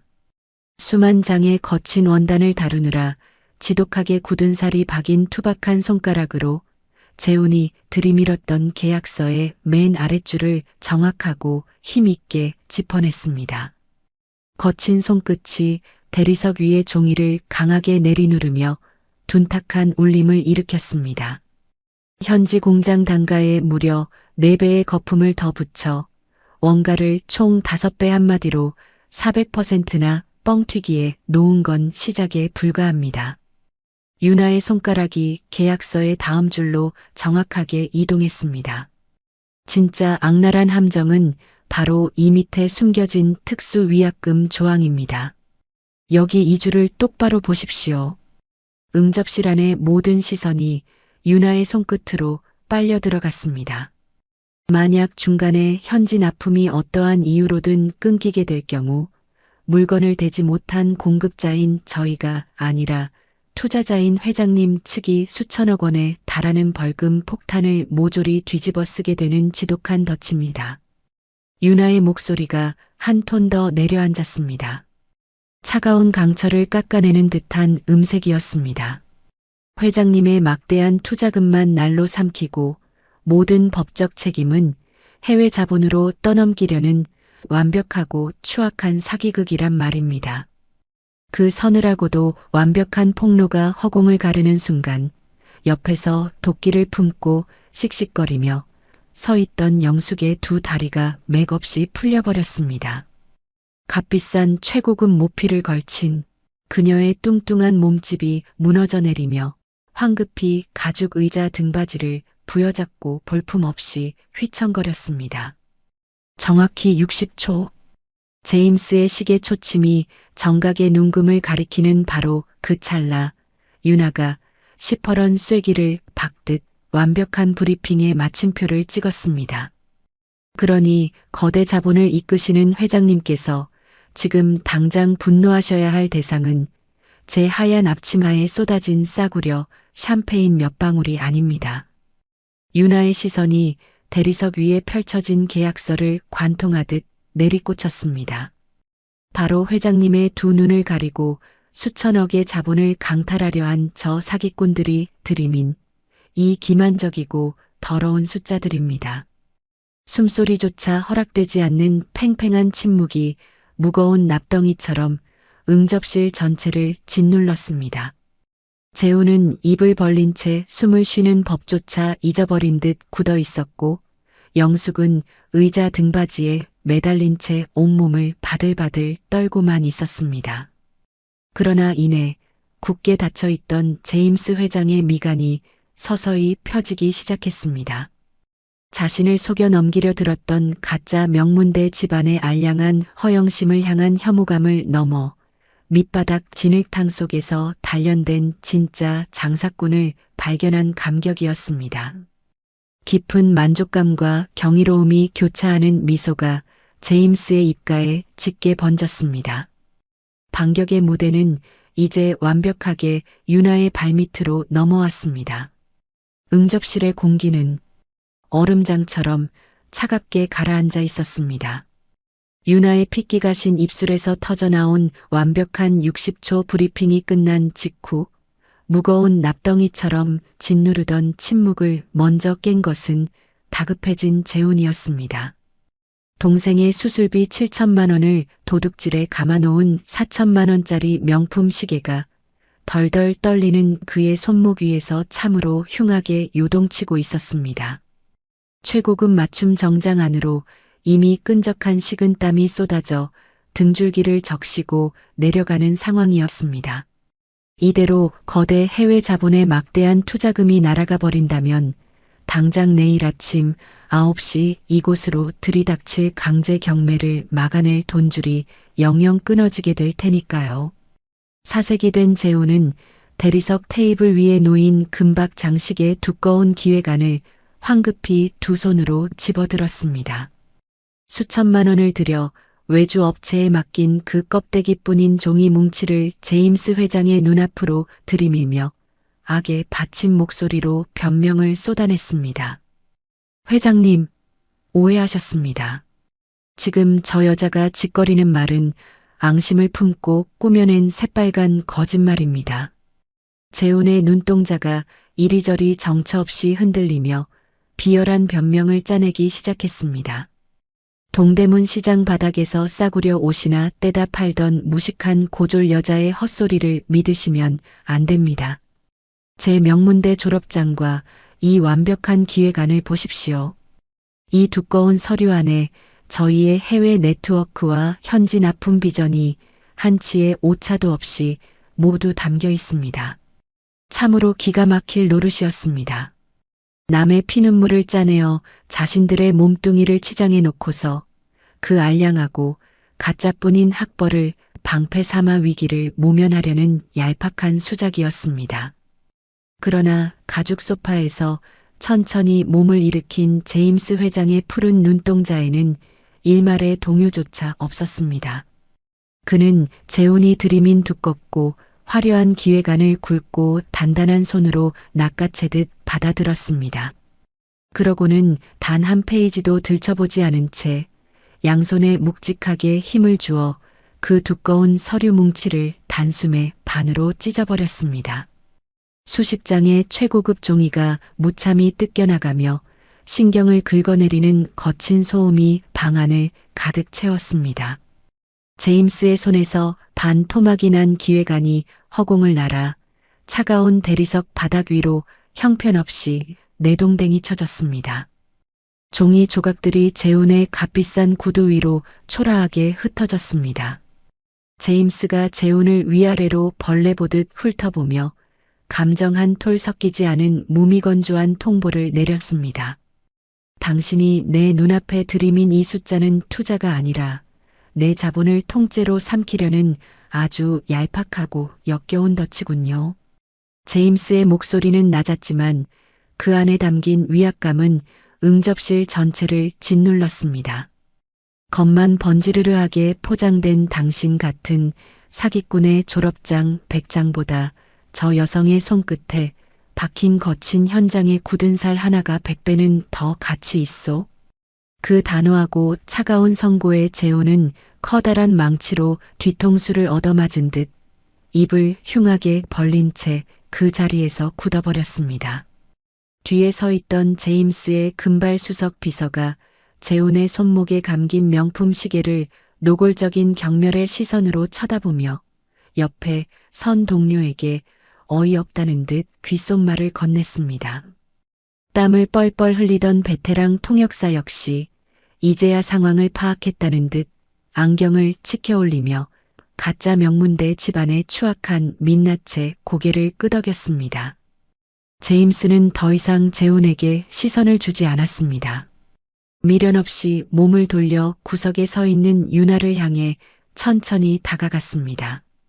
최고급 가죽 구두가 두꺼운 카펫을 밟는 묵직한 발소리가 방 안을 울렸습니다. 제임스의 시선이 유나의 몸에 머물렀습니다. 쏟아진 샴페인으로 누렇게 얼룩진 싸구려 하얀 앞치마, 그리고 대리석 테이블 위를 단단히 짚고 있는 유나의 두 손이 그의 시야에 들어왔습니다. 그것은 이 눈부시게 화려한 최상층 전용 응접실과는 너무도 어울리지 않는 손이었습니다. 10년이 넘는 기나긴 세월 동안 살을 에이는 동대문 새벽시장의 칼바람을 맨손으로 맞으며 수만 장의 거친 원단을 나르느라 마디마디가 굵어진 손이었습니다. 무거운 짐 상자를 끌어안느라 지독한 굳은 살이 훈장처럼 박혀 있었고 값싼 염료에 물들어 비누로 아무리 문질러도 지워지지 않는 거뭇한 흔적들이 가득했습니다. 그 투박한 손은 시댁의 끝없는 빚을 갚고 아픈 동생의 약값을 대기 위해 뜬 눈으로 밤을 지새워 온 유나의 조용하고 처절한 헌신의 기록이었습니다. 제임스가 진중하고도 깊은 목소리로 물었습니다. 그토록 완벽하고 정확한 셈법과 누구 앞에서도 기죽지 않는 담력을 가진 당신 같은 인재가 어쩌다 이런 넝마 같은 취급을 받으며 남의 시중이나 들고 있는 거요? 그 질문이 허공에 떨어지자마자 가죽 의자를 부여잡고 떨고 있던 시어머니 영숙이 이성을 상실한 채 앙칼진 악을 썼습니다. 어디서 제대로 된 교육도 못 받은 것이 감히 회장님 앞에서 나불거려. 내까짓 게 뭔데 이래라 저래라 남의 귀한 판을 엎어. 당장 그 산티나는 주둥이 닥치고 내 앞에 무릎 꿇지 못해. 천륜조차 내다버린 저 탐욕스러운 시어머니의 입에서 부모를 욕보이는 끔찍한 말이 튀어나왔을 때 대리석을 짚고 있던 유나의 쥔 주먹이 핏기가 가실 만큼 하얗게 질렸습니다. 당장이라도 달려가 3천만 원짜리 저 모피를 갈기갈기 찢어발기고 뺨을 올려붙이고 싶었을 겁니다. 하지만 유나는 떨리는 입술 안쪽을 악물며 영숙의 짖는 소리를 완벽한 소음으로 취급하며 참아냈습니다. 지금 얄팍한 분노를 터뜨리면 이 지옥 같은 판을 완전히 뒤집어버릴 유일한 기회를 놓치게 된다는 것을 그녀의 절박한 생존 본능이 경고하고 있었으니까요. 유나는 흔들림 없는 단단한 눈빛으로 자신의 거칠어지고 못생긴 두 손을 당당하게 내려다보았습니다. 부끄럽지 않았습니다. 한겨울 동상에 걸려 손끝에 붉게 진물이 날 때면 시장 난전 구석에서 매캐한 연탄불에 당신의 거친 손을 먼저 녹인 뒤 제 두 손을 따뜻하게 감싸 쥐어주시던 돌아가신 아버지가 떠올랐습니다.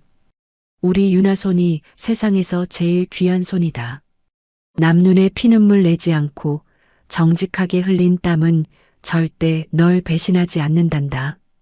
아버지가 남겨주신 그 눈물겨운 온기가 흉한 굳은 살 속에 고스란히 배어 있었습니다.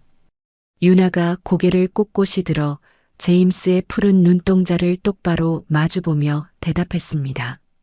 저들이 제 피 같은 돈은 비열하게 훔쳐갔을지 몰라도 평생을 시장에서 일하시다 돌아가신 제 아버지가 가르쳐 주신 상인의 양심만큼은 결코 훔치지 못했습니다. 그 짧은 대답 안에는 화려한 샹들리의 조명으로는 결코 흉내낼 수 없는 땀 흘려번 돈만이 진짜라는 묵직하고도 눈물겨운 진심이 서려 있었습니다. 거짓과 허영으로 점철된 최상층의 탁한 공기를 단숨에 가르는 참으로 올곧은 선언이었습니다. 그 단단하고 꺾이지 않는 대답에 제임스의 얼굴에 짙은 감동과 절대적인 신뢰가 교차했습니다. 그는 말없이 고개를 두어 번 끄덕이더니 이내 응접실 안에 모두가 경악을 금치 못할 파격적인 선언을 내뱉었습니다. 오늘 이 투자는 전면 보류요. 대신 내일 아침 9시에 내 회계팀과 변호사들을 대동해 이 장부를 철저히 검증한 뒤 그때 최종 결정하겠소. 제임스의 시선이 굳어버린 재혼을 지나 유나에게 정확하게 꽂혔습니다. 당신이 그 자리에서 저 조작된 장부의 실체와 썩어빠진 자금 흐름을 완벽히 증명해낸다면 당신을 이 거대한 펀드의 자금 총괄 책임자로 앉히겠소. 자금 총괄 책임자. 그것은 이 수천억 원대 투자금의 모든 흐름을 통제하고 자금을 끊을 수도 이어갈 수도 있는 절대적인 권한이었습니다. 사색이 된 재훈과 영숙의 입에서 동시에 숨이 넘어가는 듯한 헛바람이 터져나왔습니다. 자신들이 발밑에 먼지처럼 깔아뭉개고 멸시하던 고졸 며느리가 하루아침에 막대한 해외 자본의 감시자가 되어 자신들의 경제적 사형 선고를 두 손에 쥐게 될 판이었습니다. 하지만 유나는 그 거대한 권력과 제한 앞에서도 넙죽 고개를 숙이거나 감격해 울지 않았습니다. 오히려 등줄기를 더욱 꼿꼿하게 세운 채 제임스를 향해 한치의 흔들림 없이 응수했습니다. 좋습니다. 하지만 제게도 조건이 있습니다. 숨을 고른 유나의 차갑게 가라앉은 목소리가 응접실을 울렸습니다. 만약 내일 검증에서 이 회사가 겉만 화려할 뿐 현장에서 피땀 흘리는 직원들의 월급을 떼어먹거나 영세한 거래처의 대금을 밀리는 썩어빠진 곳으로 판명난다면 유나의 눈빛이 한층 더 깊고 어둡게 가라앉았습니다. 회장님의 투자가 취소되기 전에 제가 먼저 이 계약을 끊어버릴 겁니다. 계약의 조건을 통보하는 쪽은 이제 오만한 가짜 유학파 재혼이 아니었습니다. 하얀 앞치마를 두른 유나였습니다. 숨이 턱 막히는 거대한 충격이 응접실을 거세게 내리쳤습니다. 운명의 아침 9시까지 남은 시간은 불과 8시간 남짓이었습니다. 가짜 엘리트 행세로 남의 피눈물을 짜내던 자들의 권력이 발밑에서부터 모래성처럼 처참하게 허물어지고 있었습니다. 동생의 마지막 생명줄을 되찾고 저 파렴치한 가짜 명문대 집안의 자금줄을 완전히 끊어버릴 완벽하고도 치밀한 역전극의 막이 마침내 올랐습니다. 제임스 회장과 그의 거대한 수행원 무리가 응접실을 빠져나가고 육중한 마호간이 양계영 문이 바깥 세상과의 완벽한 단절을 알리며 무겁게 닫혔습니다. 방금 전까지 문틈 사이로 난장판을 훔쳐보며 수군거리던 직원들의 시선마저 완전히 차단되자 응접실 안에는 오직 질식할 듯한 무거운 공기만이 남았습니다. 거대한 자본의 위압감이 썰물처럼 빠져나간 바로 그 자리에서 머리부터 발끝까지 명품으로 휘감고 우아한 척 허세를 부리던 가짜 명문가 식구들의 얄팍한 가면은 그야말로 산산조각이 나버렸습니다. 가장 먼저 이성을 상실한 것은 시어머니 영숙이었습니다. 그녀는 눈이 붉게 충혈된 채 씩씩거리며 달려들어 아들 재훈의 넓은 등짝을 매몰차게 내리치기 시작했습니다. 3천만 원짜리 최고급 모피가 흉하게 출렁일 때마다 매서운 손바닥이 맞춤 정장 위를 타격하는 거친 소리가 허공을 예리하게 갈랐습니다. 이 등신 같은 놈아. 내가 너 그 잘난 명문대 유학 보내느라 쏟아부은 돈이 얼만데 그깟 서류 쪼가리 하나 똑바로 못 만들어서 이 사다를 내? 다 된 밥에 재를 뿌려도 유분수지. 네가 그러고도 사람이야. 벼랑 끝에 몰린 극한의 공포가 인간의 탈을 쓴 오만한 괴물들로 하여금 서로의 밑바닥을 물어뜯게 만든 참으로 기가 막힌 상황이었습니다. 아, 진짜 그만 좀 쳐요. 언제까지 사람을 때릴 겁니까? 재훈이 목에 핏줄이 시퍼렇게 돋은 채 영숙의 두 팔을 거칠게 뿌리쳤습니다. 억센 힘에 속수무책으로 밀려난 영숙의 뚱뚱한 몸집이 가죽 소파 위로 꼴사납게 나동그라졌습니다.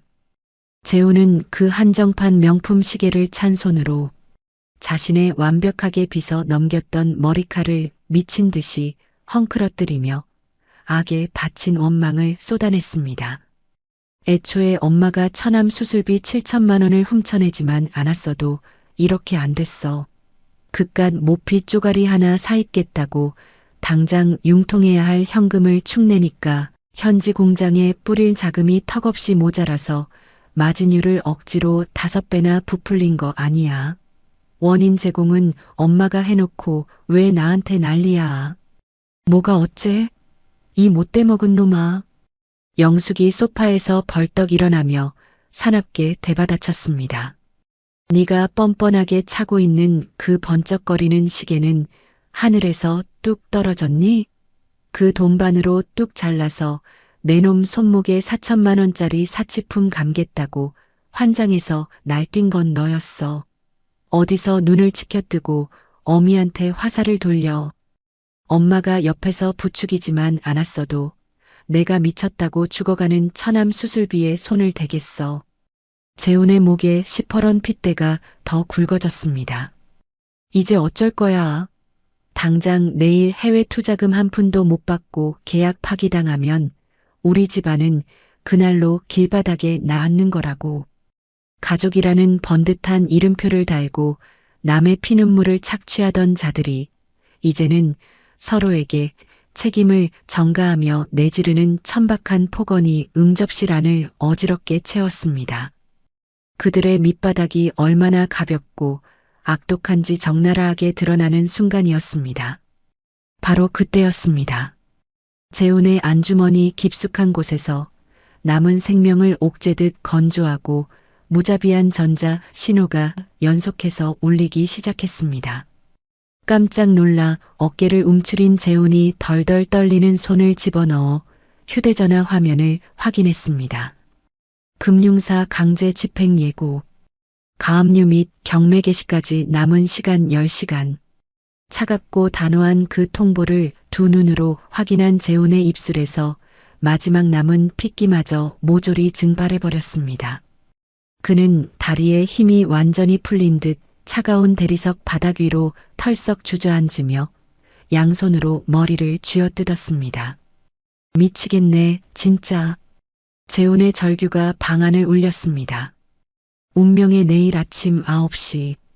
딱 9시까지 금융사에 연체된 이자와 원금이 안 들어가면 10시 정각에 바로 우리 집 경매 넘어간다고. 그뿐인 줄 알아? 펀드 쪽에서 그 이중 장부 트집 잡아서 횡령으로 수사 의뢰라도 하는 날엔 내 인생은 완전히 끝장이고 사회적으로 완벽하게 매장이야. 쇠고랑 차고 평생 썩게 생겼다고. 재훈의 절망적이고 비참한 절규가 방안을 울리자 악다구니를 쓰던 영숙도 벼락을 맞은 듯 입을 벌린 채 굳어버렸습니다. 재훈의 구속과 최상층 건물의 압류. 그것은 평생을 가짜 허영심에 기대어 약자들을 짓밟고 살아온 그들에게 완벽한 경제적 사형 선고나 다름없었습니다. 숨이 턱 막히는 공포가 두 사람의 목을 단단히 조여왔습니다. 거친 숨을 헐떡이며 극도의 패닉에 빠져있던 두 사람의 핏발선 시선이 허공에서 어지럽게 얽히더니 이내 약속이라도 한 듯 한 곳으로 동시에 멈춰 섰습니다. 그들의 사정없이 흔들리는 동공이 향한 곳은 바로 방구석에서 조용히 자신의 낡은 짐을 챙기고 있는 유나였습니다. 유나는 쏟아진 빈티지 샴페인으로 누렇게 얼룩진 싸구려 하얀 앞치마를 미련 없이 벗어 의자 위로 던져두고 있었습니다. 그녀의 발에는 밑창이 다 닳아버려 굽이 삐딱해진 시장 구두가 신겨져 있었고 손에는 모서리가 다 해진 낡은 천 가방이 쥐어 있었습니다. 화려한 샹들리에와 두꺼운 카펫이 깔린 이 방의 풍경과는 몹시도 이질적이고 초라한 모습이었습니다. 하지만 지금 이 순간만큼은 유나의 꼿꼿한 등줄기가 그 어느 거대한 권력자보다 단단하고 압도적으로 보였습니다. 제임스 회장이 내일 아침 9시 수천억 자본의 흐름을 쥐고 흔들 자금 총괄의 권한을 오직 유나 한 사람에게만 쥐어주고 떠났기 때문입니다. 저들의 질긴 돈줄을 끊어버릴 수 있는 유일한 칼자루가 고졸이라며 멸시하던 며느리의 거친 손에 쥐어진 겁니다. 영숙이 쩍쩍 갈라지는 입술을 혀로 축이며 밭은 숨을 삼켰습니다. 조금 전까지 당장 주둥이를 닥치고 무릎을 꿇으라며 앙칼지게 저주를 퍼붓던 표독스러운 얼굴 근육이 기괴하게 일그러지더니 이내 억지로 짜낸 굽신거리는 미소가 그 자리를 흉하게 채웠습니다. 영숙은 두 다리가 후들거리는 것도 잊은 채 유나를 향해 두 손을 싹싹 비비며 다가갔습니다. 유나야. 참으로 역겹고 소름 끼치도록 다정하게 꾸며낸 부름이었습니다. 영숙의 목소리는 지독한 공포에 질려 파들파들 떨리고 있었습니다. 내 착하고 똑똑한 며느리야, 아까는 이 애미가 너무 당황해서 잠시 제정신이 아니었나 보다. 다 너 잘되라고 이 무너져가는 우리 가족 어떻게든 살려보려고 모진 소리 한 거 알지? 넌 내 친딸이나 다름없잖니. 영숙의 두 손이 구걸하듯 앞으로 모아졌습니다. 우리 사이에 내가 정말 긴히 부탁이 하나 있다. 방금 전까지 제대로 된 교육도 못 받은 것이라며 인간 취급도 하지 않던 며느리 앞에서 당장 내일 아침에 파국을 피하기 위해 바닥을 기는 그 비참하고도 우스꽝스러운 꼴이었습니다. 유나는 그저 차갑게 가라앉은 눈빛으로 묵묵히 내려다볼 뿐이었습니다. 어떤 감정도 섞이지 않은 유나의 서늘한 시선이 오만한 가짜 엘리트들의 남은 체면을 서서히 그러나 완벽하게 조여가고 있었습니다. 최상층 전용 응접실의 탁한 공기를 뚫고 영숙의 비굴하고도 떨리는 부름이 애처롭게 허공을 맴돌았습니다. 하지만 유나는 그 소리에 단 한 번의 눈길조차 주지 않았습니다. 그녀는 의자 등받이에 아무렇게나 올려두었던 자신의 낡고 얇은 겨울 외투를 집어들어 천천히 꿰어입기 시작했습니다. 소매 끝이 하얗게 닳아 실밥이 툭툭 붉어져 나온 그 초라한 옷은 수천만 원짜리 크리스탈 샹들리에 불빛 아래서 유독 이질적이었습니다. 하지만 꼿꼿하게 세운 유나의 등줄기에서 뿜어져 나오는 기백만큼은 그 어떤 값비싼 명품으로도 감히 흉내낼 수 없는 위엄 그 자체였습니다. 유나가 낡은 청가방을 어깨에 고쳐 메고 응접실의 육중한 출입문을 향해 무심하게 발걸음을 때려는 바로 그 찰나였습니다. 유나 대표님, 아니 여보, 유나야, 제발 내 말 좀 들어봐. 다급해진 재훈이 최고급 실크 넥타이가 목을 조르듯 비뚤어진 것도 모른 채 허겁지겁 달려와 유나의 앞을 가로막았습니다. 그리고는 한치의 망설임도 없이 차가운 대리석 바닥 위로 자신의 두 무릎을 털썩 꿇어버렸습니다. 단단한 무릎뼈가 차가운 돌바닥과 맞부딪히며 묵직하고 둔탁한 울림이 방안을 거세게 흔들었습니다. 불과 1시간 전까지만 해도 명문대 유학파 출신이라며 어깨를 치켜세우고 고졸 며느리에게 쓰레기 취급을 하던 그 오만한 엘리트의 알량한 체면이 발밑 먼지 구덩이로 처참하게 곤두박질치는 참으로 통탄할 순간이었습니다.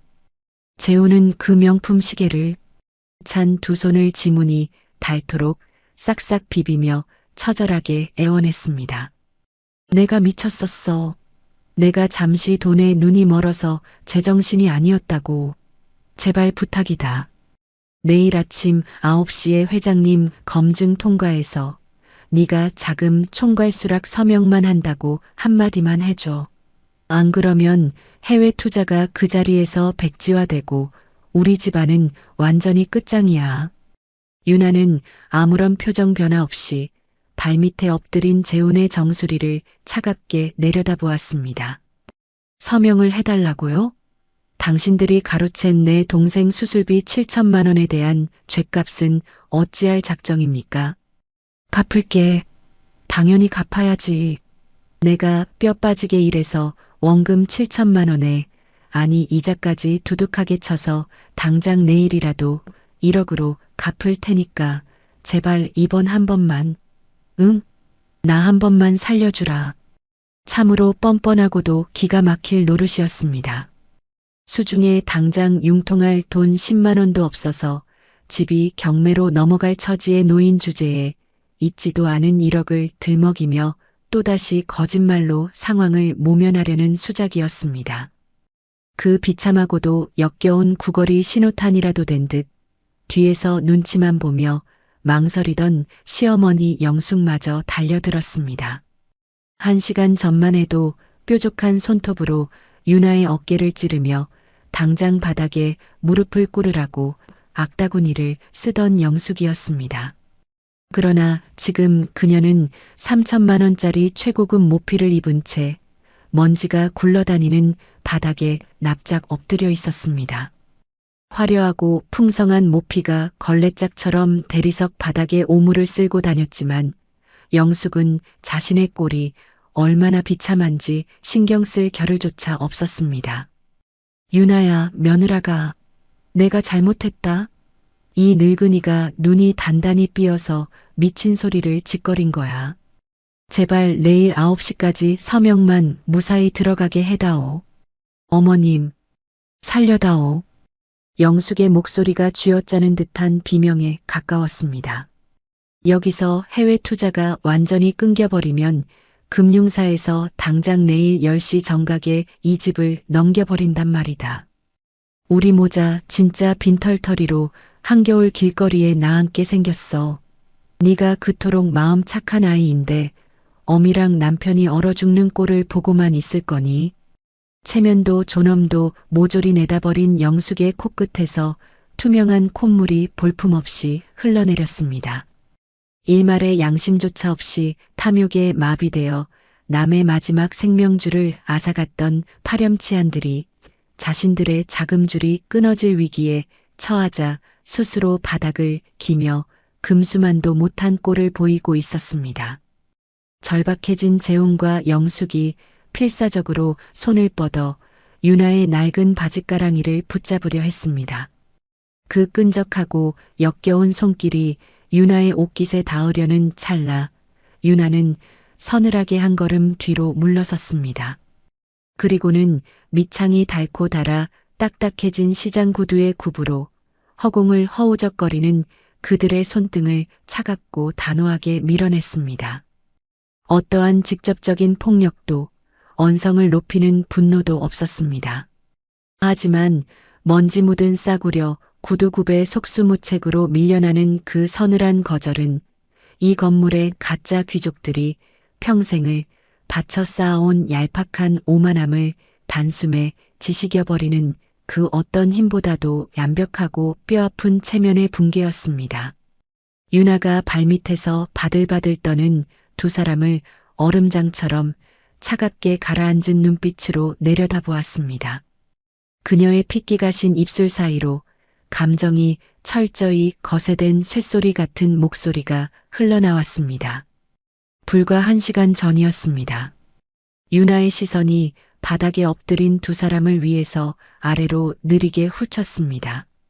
제 앞치마에 쏟아진 그 잘난 샴페인 몇 방울을 핑계 삼아 내게 바닥을 기며 무릎을 꿇으라고 저주를 퍼부었던 게 바로 당신들 아니었습니까? 그건 내가 정말 로망이 나서.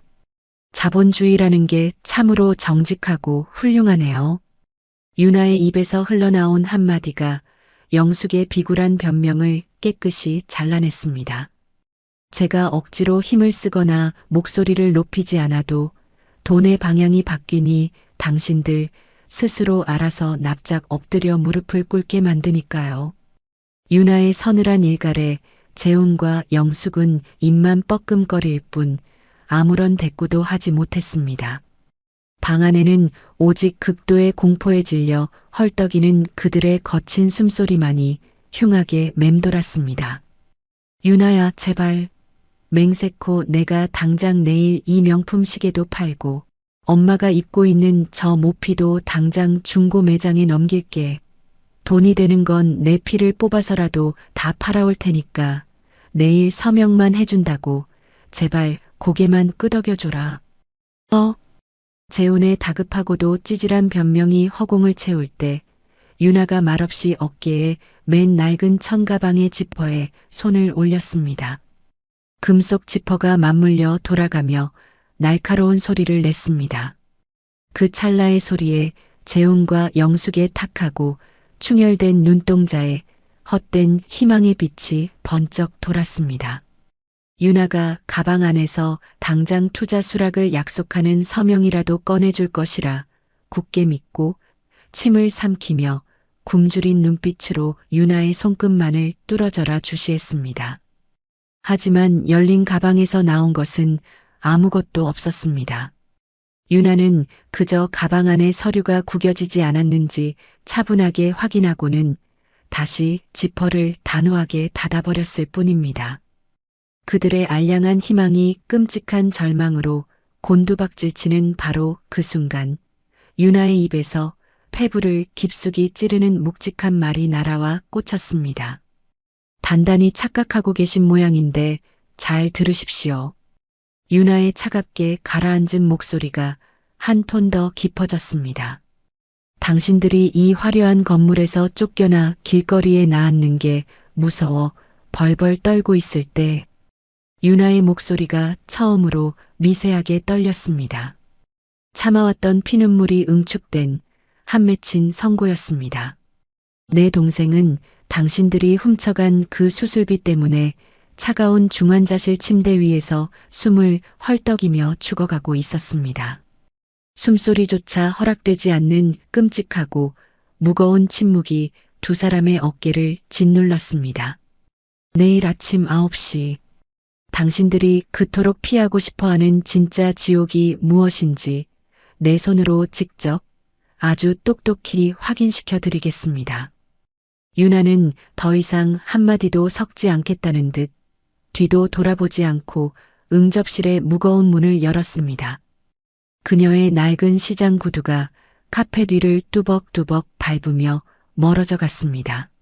문이 무자비하게 닫히는 소리 뒤로 남겨진 가짜 엘리트들의 절망적이고도 처절한 흐느낌만이 거대한 응접실 안을 처참하게 맴돌고 있었습니다. 육중한 마호간이 문을 열고 나서려던 유나의 낡은 구두가 문지방 위에서 멈춰 섰습니다. 그녀는 등 뒤에서 들려오는 가짜 엘리트들의 구차하고 찌질한 흐느낌을 온전히 등진 채 어깨에 메고 있던 모서리가 다 해진 낡은 청가방 안으로 거칠어진 손을 밀어 넣었습니다. 이내 그녀의 손에 잡혀 나온 것은 두툼한 황갈색 서류 봉투였습니다. 유나는 천천히 몸을 돌려 응접실 중앙에 놓인 차가운 대리석 테이블 위로 그 봉투를 미련 없이 던졌습니다. 두꺼운 종이 뭉치가 단단한 대리석 표면을 강하게 때리며 응접실 안의 팽팽한 공기를 찢어발기는 묵직한 울림을 만들어냈습니다. 그 소리에 먼지 구덩이 같은 바닥에 납작 엎드려 있던 영숙과 재훈의 고개가 용수철처럼 튀어 올랐습니다. 그래. 네가 결국 도장을 찍어주려고 그 귀한 서류를 꺼낸 거구나. 아이고, 내 착한 며느리. 기어코 이 어미의 진심을 알아주는구나. 영숙은 일말의 체면도 내다버린 사람처럼 허겁지겁 테이블로 기어가 서류 봉투를 낚아챘습니다. 그것이 해외 투자 수락서일 것이라 굳게 믿어 의심치 않는 그녀의 탐욕스러운 손놀림에 두꺼운 종이 봉투가 거칠게 찢겨 나갔습니다. 하지만 내용물을 확인한 영숙의 탁한 눈동자가 통제력을 잃고 어지럽게 흔들리더니 이내 표독스러웠던 얼굴 근육이 기괴하게 일그러져 내렸습니다. 봉투 안에서 쏟아져 나온 것은 그들이 목숨처럼 기다리던 투자 수락서가 아니었습니다. 가장 앞장에는 붉은색 인감이 선명하게 찍힌 이혼 합의서가, 그 뒤로는 대형 법무법인의 직인이 무겁게 찍힌 7천만 원 부당이득, 반환 및 손해배상 청구서가 무서운 경고장처럼 떡하니 모습을 드러냈습니다. 이게 대체 무슨 짓이야? 이혼이라니? 부당이득 반환이라니? 사색이 된 재훈이 영숙의 덜덜 떨리는 손에서 서류를 거칠게 빼앗아 들고는 목에 시퍼런 핏대를 세우며 악을 썼습니다. 유나야, 너 지금 제정신이야? 당장 내일 아침 9시면 이 건물이 통째로 넘어가게 생겼는데 지금 이따위 종이 쪼가리로 내 등에 칼을 꽂아? 당신 눈에는 내 동생의 생명줄을 되찾는 이 문서가 한낱 장난으로 보입니까?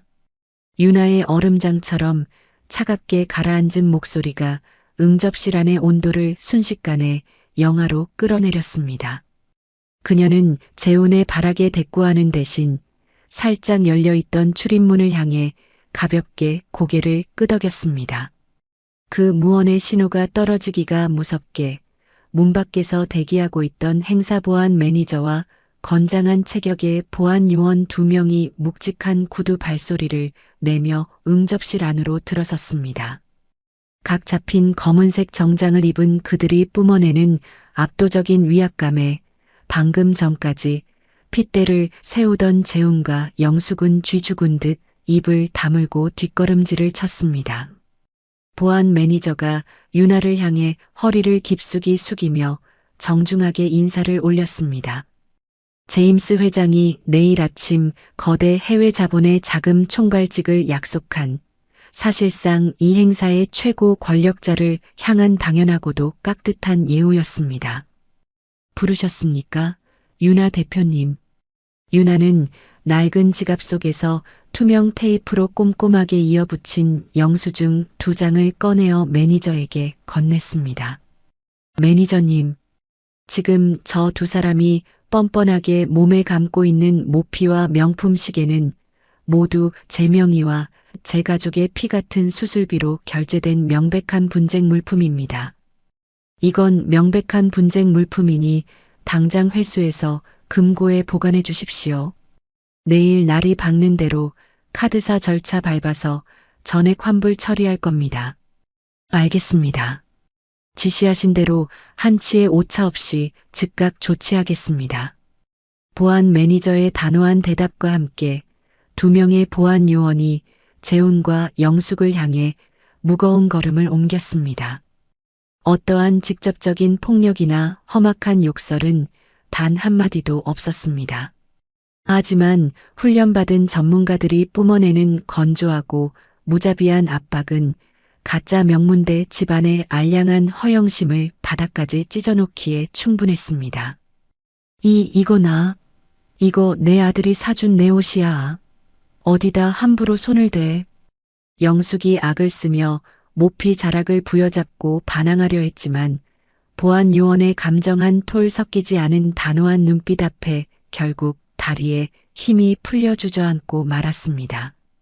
수치심에 얼굴이 시뻘겋게 달아오른 재훈 역시 떨리는 제 손으로 손목에 채워져 있던 4천만 원짜리 한정판 명품 시계를 스스로 풀어 대리석 테이블 위에 굴욕적으로 내려놓았습니다. 뒤이어 영숙도 그 최고급 모피를 벗어 바닥에 떨어뜨리고 말았습니다. 평생을 남을 무시하며 살아온 오만함의 껍데기들이 그들의 몸에서 비참하게 벗겨지는 참으로 기가 막히고도 통쾌한 순간이었습니다. 유나는 바닥에 볼품없이 처박힌 모피와 덩그러니 놓인 시계를 메마른 눈빛으로 내려다보았습니다. 단단히 착각하고 계신 모양인데 이 물건들은 당신들의 그 천박한 허영심을 채워줄 값싼 장난감이 아닙니다. 유나의 목소리에 처음으로 한 올의 떨림이 서렸습니다. 당장 내일 모레 심장을 열어야 할 내 동생의 피눈물이 맺힌 목숨값입니다. 일말의 양심조차 없는 당신들 몸뚱이에 함부로 걸칠 물건이 아니란 뜻입니다. 그 서슬 퍼런 일갈에 영숙은 쥐어짜듯 앓는 소리만 흘렸습니다. 그때 테이블에 흩어진 이혼 서류의 첨부 문서를 넘겨보던 재훈이 산소가 부족한 사람처럼 헐떡이며 바닥으로 완전히 무너져 내렸습니다. 서류의 마지막 장에는 그가 이 건물의 거치래를 유지하기 위해 몰래 끌어다 쓴 제2금융권의 어마어마한 부채 내역과 내일 아침 당장 갚아야 할 살인적인 지연 이자가 10원 단위까지 한치의 오차 없이 빼곡하게 적혀 있었습니다. 변명으로 빠져나갈 구멍은 단 한 곳도 남지 않은 완벽한 경제적 사형 선고였습니다. 유나가 넋이 나간 재훈을 향해 마지막 판결을 덤덤하게 내렸습니다. 그래도 10년을 한 집에 산 정을 생각해서 당장 한겨울 길거리에 나앉지 않도록 강제 집행 유예 신청은 내 이름으로 해두었습니다. 재훈의 동공이 미세하게 떨렸습니다. 착각하지 마십시오. 나는 당신들의 명주를 끄는 게 아닙니다. 유나의 시선이 바닥에 처박힌 모피와 테이블 위의 시계를 천천히 훑었습니다. 그저 지난 10년 동안 내 피를 빨아먹으며 연명해 온 당신들의 그 역겨운 사치만을 내 손으로 직접 끊어준 겁니다. 유나의 마지막 한마디가 응접실 안의 공기를 얼어붙게 만들었습니다. 진짜 지옥은 그 텅 빈 껍데기 속에서 평생 빚을 갚으며 살아가야 할 내일부터 시작될 겁니다. 유나는 그 단호한 선언을 끝으로 더 이상 미련을 두지 않았습니다. 뒤도 돌아보지 않고 응접실을 빠져나왔습니다. 남겨진 파렴치한들의 절망적인 통곡이 무거운 문 너머로 희미하게 묻혀갔습니다. 얼마의 시간이 흘렀을까요? 번쩍이는 크리스탈 샹들리에와 코를 찌르는 역겨운 알코올 냄새가 진동하던 최상층을 벗어나 유나가 홀로 도착한 곳은 차가운 소독약 냄새가 공기를 채우고 있는 고요한 대학병원 중환자실이었습니다. 희미하게 울리는 심장 박동 감시 장치의 건조한 전자 신호만이 규칙적으로 병실의 무거운 정막을 채우고 있었습니다. 창백하게 질린 얼굴로 산소 호흡기에 의지해 간신히 숨을 내쉬고 있는 동생의 곁으로 다가간 유나는 다리에 힘이 완전히 풀려버린 듯 환자 침대 옆으로 조용히 허물어지듯 주저앉았습니다. 조금 전 최상층에서 오만한 엘리트들의 돈줄을 무자비하게 끊어놓을 때 보여주었던 얼음장 같은 냉기는 온데간데 없었습니다. 유나는 투명한 수액줄이 위태롭게 꽂혀있는 동생 지훈의 앙상하고 마른 손을 자신의 거칠고 투박한 두 손으로 아주 조심스럽고 소중하게 감싸쥐었습니다. 아직 따뜻한 온기가 남아있는 동생의 손등을 자신의 이마에 가져다 대는 순간 지난 10년간 가슴 깊은 곳에 꾹꾹 눌러 담았던 억울함과 지독한 서러움이 마침내 무장 해제되어 왈칵 쏟아져 내렸습니다. 지훈아. 유나의 핏기 가신 입술이 가늘게 떨렸습니다. 누나가 지켰어. 내 마지막 생명줄이었던 그 돈. 누나가 저 못돼먹은 인간들한테서 전부 다 찾아왔어. 바싹 마른 입술 사이로 처절한 오열이 터져 나왔습니다. 가짜 명문대 출신 남편의 빚을 갚기 위해 새벽찬 바람을 온몸으로 맞으며 꽁꽁 언 손으로 무거운 원단을 나르던 수많은 밤들이 스쳐 지나갔습니다. 시어머니의 끔찍한 멸시를 묵묵히 참아내며 싱크대 구석에서 찬물에 밥을 말아 넘기면서도 오직 동생의 심장을 고칠 수술비 하나만을 생각하며 버텨온 피눈물 나는 10년이 주마등처럼 흘러갔습니다. 누나가 내일 당장 다 제자리로 돌려놓을게. 수술도 최고로 좋은 선생님 모셔다 받을 거야. 유나의 목소리가 가늘게 부서졌습니다. 그러니까 제발 아프지만 마. 나한테 남은 가족은 이제 너 하나뿐인데 널 잃으면 이 험한 세상 누나는 어떻게 살라고. 뜨거운 눈물이 동생의 마른 손등 위로 쉴 새 없이 떨어져 내렸습니다. 바로 그때였습니다. 약기운에 취해 미동조차 없던 동생 지훈의 앙상한 손가락이 아주 미세하게 유나의 거친 손을 마주쥐는 듯한 따뜻한 온기가 전해졌습니다. 그것은 마치 10년이라는 긴 세월 동안 모든 무거운 짐을 홀로 짊어져야 했던 누나의 눈물겨운 희생을 모두 안다는 듯한 벅차고도 애달픈 무언의 위로였습니다.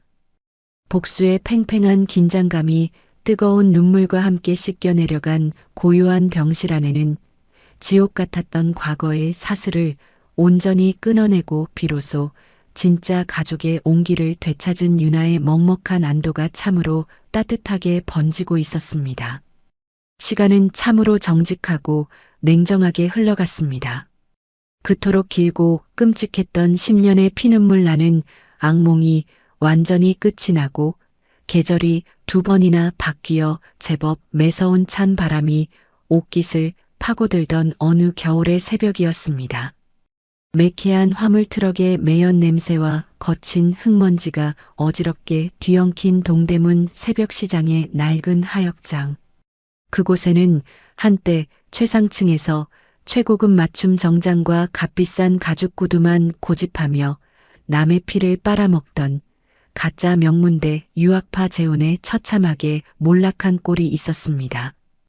완벽하게 빗어 넘겼던 머리칼은 땀과 흙먼지에 절어 흉하게 떡이져 있었습니다.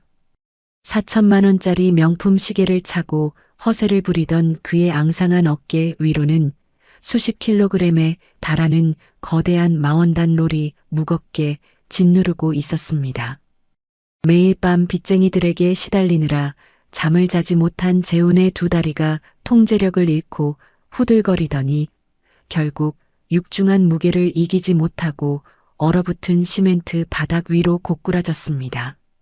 거대한 원단 덩어리가 바닥을 치며 둔탁한 진동을 일으켰고 고여있던 시커먼 흙탕물이 재훈의 파랗게 질린 얼굴 위로 사정없이 튀어 올랐습니다. 어이구, 이 군뱅이 기어가는 소리하고 자빠졌네.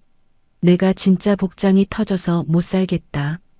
거칠고 매서운 호통 소리와 함께 다가온 사람은 과거 시장 바닥에서 꽁꽁 언 손으로 일하던 유나를 친딸처럼 가엾게 여기며 몰래 따뜻한 쇠고기 국밥 한 그릇을 말아내어 주던 국밥집 이모였습니다. 지금은 하역장의 작업 반장으로 일하고 있는 그녀가 허리에 두 손을 얹고 매섭게 혀를 찼습니다. 야, 이 못된 놈아. 유학파면 다야? 그 잘난 명문대 졸업장 이맛박에 딱 붙이고 다니면 저 무거운 원단 롤이 알아서 트럭 위로 굴러간답디.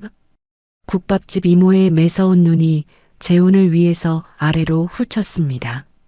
내 몸뚱이 하나 제대로 간수 못해서 픽픽 쓰러지는 주제에 감히 남의 귀한 딸 피눈물을 뽑아먹어? 죗값 치르려면 혓바닥 놀리지 말고 당장 일어나서 날라. 그 매서운 일갈에 재훈의 턱뼈가 수치심으로 떨렸습니다.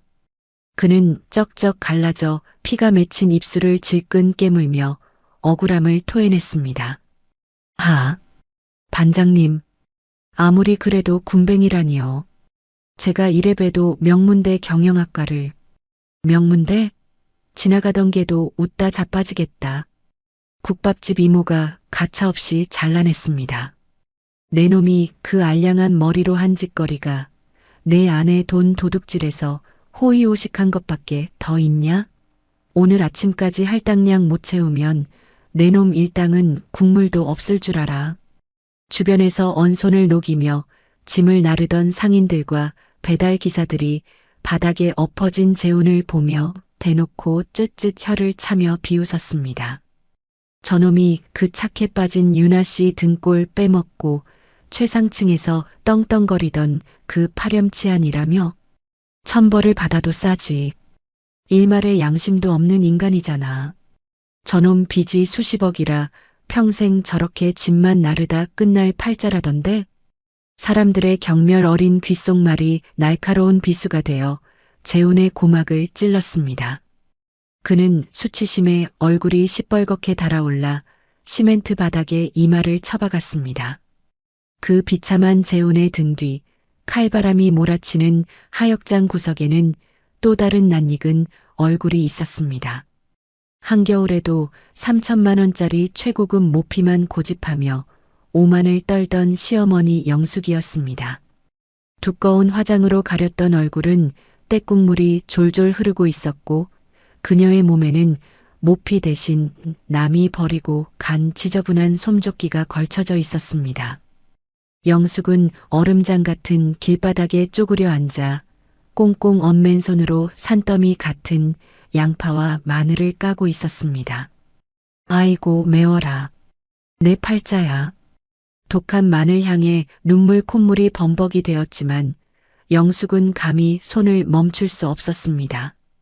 당장 오늘 저녁 빚쟁이들이 찾아와 행패 부리는 것을 막으려면 국밥집 주방에서 단돈 몇만 원이라도 벌어야 하는 가장 밑바닥 인생으로 처참하게 굴러떨어진 것입니다. 평생 남을 짓밟고 가짜 허영심에 취해 살았던 악독한 시어머니의 너무도 완벽하고 통쾌한 최후였습니다. 그토록 멸시하고 짓밟았던 고졸 며느리를 내쫓지만 않았어도 자신들은 지금쯤 거대 해외 자본의 대접을 받으며 떵떵거리며 살고 있었을 거라는 지독한 후회와 피눈물이 두 사람의 가슴을 갈기갈기 찢어놓고 있었습니다. 하지만 이미 엎질러진 물이었습니다. 그들 모자가 평생 벗어날 수 없는 거대한 빚더미의 처참한 굴레는 이제 겨우 시작일 뿐이었습니다. 반면 같은 시각 도심의 가장 높은 곳이었습니다. 화창하고 눈부신 아침 햇살이 두꺼운 통유리창을 뚫고 쏟아져 들어오는 거대 해외 자본 펀드의 새로운 한국지사 대표실이었습니다. 세련되고 단정한 정장을 차려입은 유나가 넓은 마호가니 책상 앞에 평온한 자태로 앉아 있었습니다. 과거 시어머니가 두르고 다니던 억지로 꾸며낸 사치품이 아니라 스스로의 능력과 땀방울로 당당하게 쟁취해낸 진짜 품격이 그녀의 온몸에서 눈부시게 뿜어져 나왔습니다. 그때 책상 위에 단정하게 놓인 유나의 휴대전화에서 짧고 건조한 진동이 울렸습니다. 동생 병원에서 온 통보였습니다. 심장 수술비 7천만 원 전액 환불 입금 및 납입 완료, 수술 경과 매우 양호. 애타게 기다리던 결제 완료 소식이었습니다. 동생을 죽음의 문턱까지 몰고 갔던 가짜 명문대 집안의 더러운 사기극을 완벽하게 추적해 내어 잃어버렸던 생명줄을 기어코 되찾아낸 결과였습니다. 화면을 확인한 유나의 핏기 없던 얼굴에 비로소 세상의 모든 무거운 짐을 내려놓은 듯한 따뜻하고도 환한 미소가 번졌습니다. 참으로 길고도 아득했던 터널을 완전히 빠져나온 진정한 안도의 숨결이었습니다. 정중한 노크 소리와 함께 단정한 정장 차림의 직원이 두꺼운 결제 서류를 두 손으로 들고 조심스레 들어왔습니다. 대표님, 이달의 펀드 자금 집행 및 당사 직원들의 급여 결제안입니다. 유나는 부드럽게 고개를 끄덕이며 서류를 건네받았습니다. 그녀가 묵직한 고급 만년필을 쥐기 위해 손을 뻗었을 때 하얀 소매 밑으로 드러난 손은 여전히 마디가 굵고 굳은 살이 단단하게 박혀 있었습니다. 수천억 원의 거대한 자본을 다루는 펀드 대표의 손이라고는 믿기지 않을 만큼 투박하고 거칠었습니다. 하지만 유나는 그 못생긴 손을 결코 부끄러워하거나 책상 밑으로 감추지 않았습니다. 그것은 그 어떤 명문대 졸업장보다도 고귀한, 정직하게 살아온 피땀의 훈장이었으니까요. 유나는 수많은 결제 서류 중에서도 맨 밑에 깔려있던 직원급여 지급안을 가장 먼저 위로 꺼내어 흔들림 없는 손길로 결제 서명을 남겼습니다. 월급날은 말입니다. 유나의 차분하고도 단단한 목소리가 햇살이 비추는 대표실 안을 채웠습니다. 회사와 직원들이 맺은 가장 철석 같은 묵직한 약속입니다. 우리 회사는 그 어떤 거창한 해외 투자건보다도 현장에서 땀 흘리는 이들과의 약속부터 무조건 최우선으로 지킵니다. 유나의 따뜻하면서도 올곧은 상인의 철학에 직원은 깊은 존경이 묻어나는 눈빛으로 허리를 깊숙이 숙여 인사했습니다. 직원이 방을 나간 뒤 유나는 자리에서 천천히 일어나 따스한 햇살이 쏟아지는 창가로 다가갔습니다. 발밑으로는 거대한 도심의 빌딩 숲과 그 사이를 바쁘게 오가는 수많은 사람들의 치열한 삶이 한눈에 내려다 보였습니다. 유나는 따뜻해진 창틀을 조용히 짚으며 하늘 위 어딘가에 계실 부모님을 향해 마음속으로 애틋하게 으어조렸습니다. 엄마, 아빠, 하늘에서 다 보고 계시지요. 아빠가 시장 난전에서 가르쳐 주신 상인의 양심, 딸이 끝까지 버리지 않고 지켜냈습니다. 저와 지훈이 이제 더 이상 숨죽여 울지 않고 진짜 따뜻하게, 행복하게 살겠습니다. 눈부신 태양빛이 유나의 꼿꼿한 어깨 위로 찬란하게 쏟아져 내렸습니다. 그녀의 편안해진 입술을 타고 흘러나온 마지막 말이 허공을 묵직하고도 아름답게 채웠습니다. 사람의 진짜 가치는 겉을 화려하게 포장한 종이 쪼가리나 알량한 허영심이 만들어주는 것이 아닙니다. 유나의 시선이 발밑의 거대한 도시를 천천히 훑었습니다.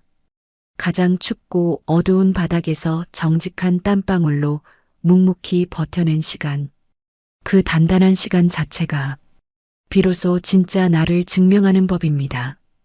유나의 평온하고도 눈부신 미소를 마지막으로 기나긴 억울함의 서사는 완벽한 빛을 맞이하며 고요하고도 벅차게 막을 내렸습니다. 오늘 이야기 어떻게 들으셨나요?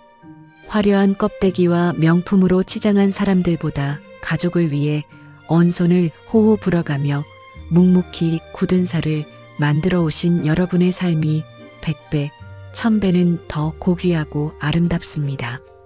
지금 이 시간에도 정직한 땀방울로 하루를 버텨내고 계신 우리 구독자님들께 깊은 존경과 따뜻한 위로의 박수를 보냅니다.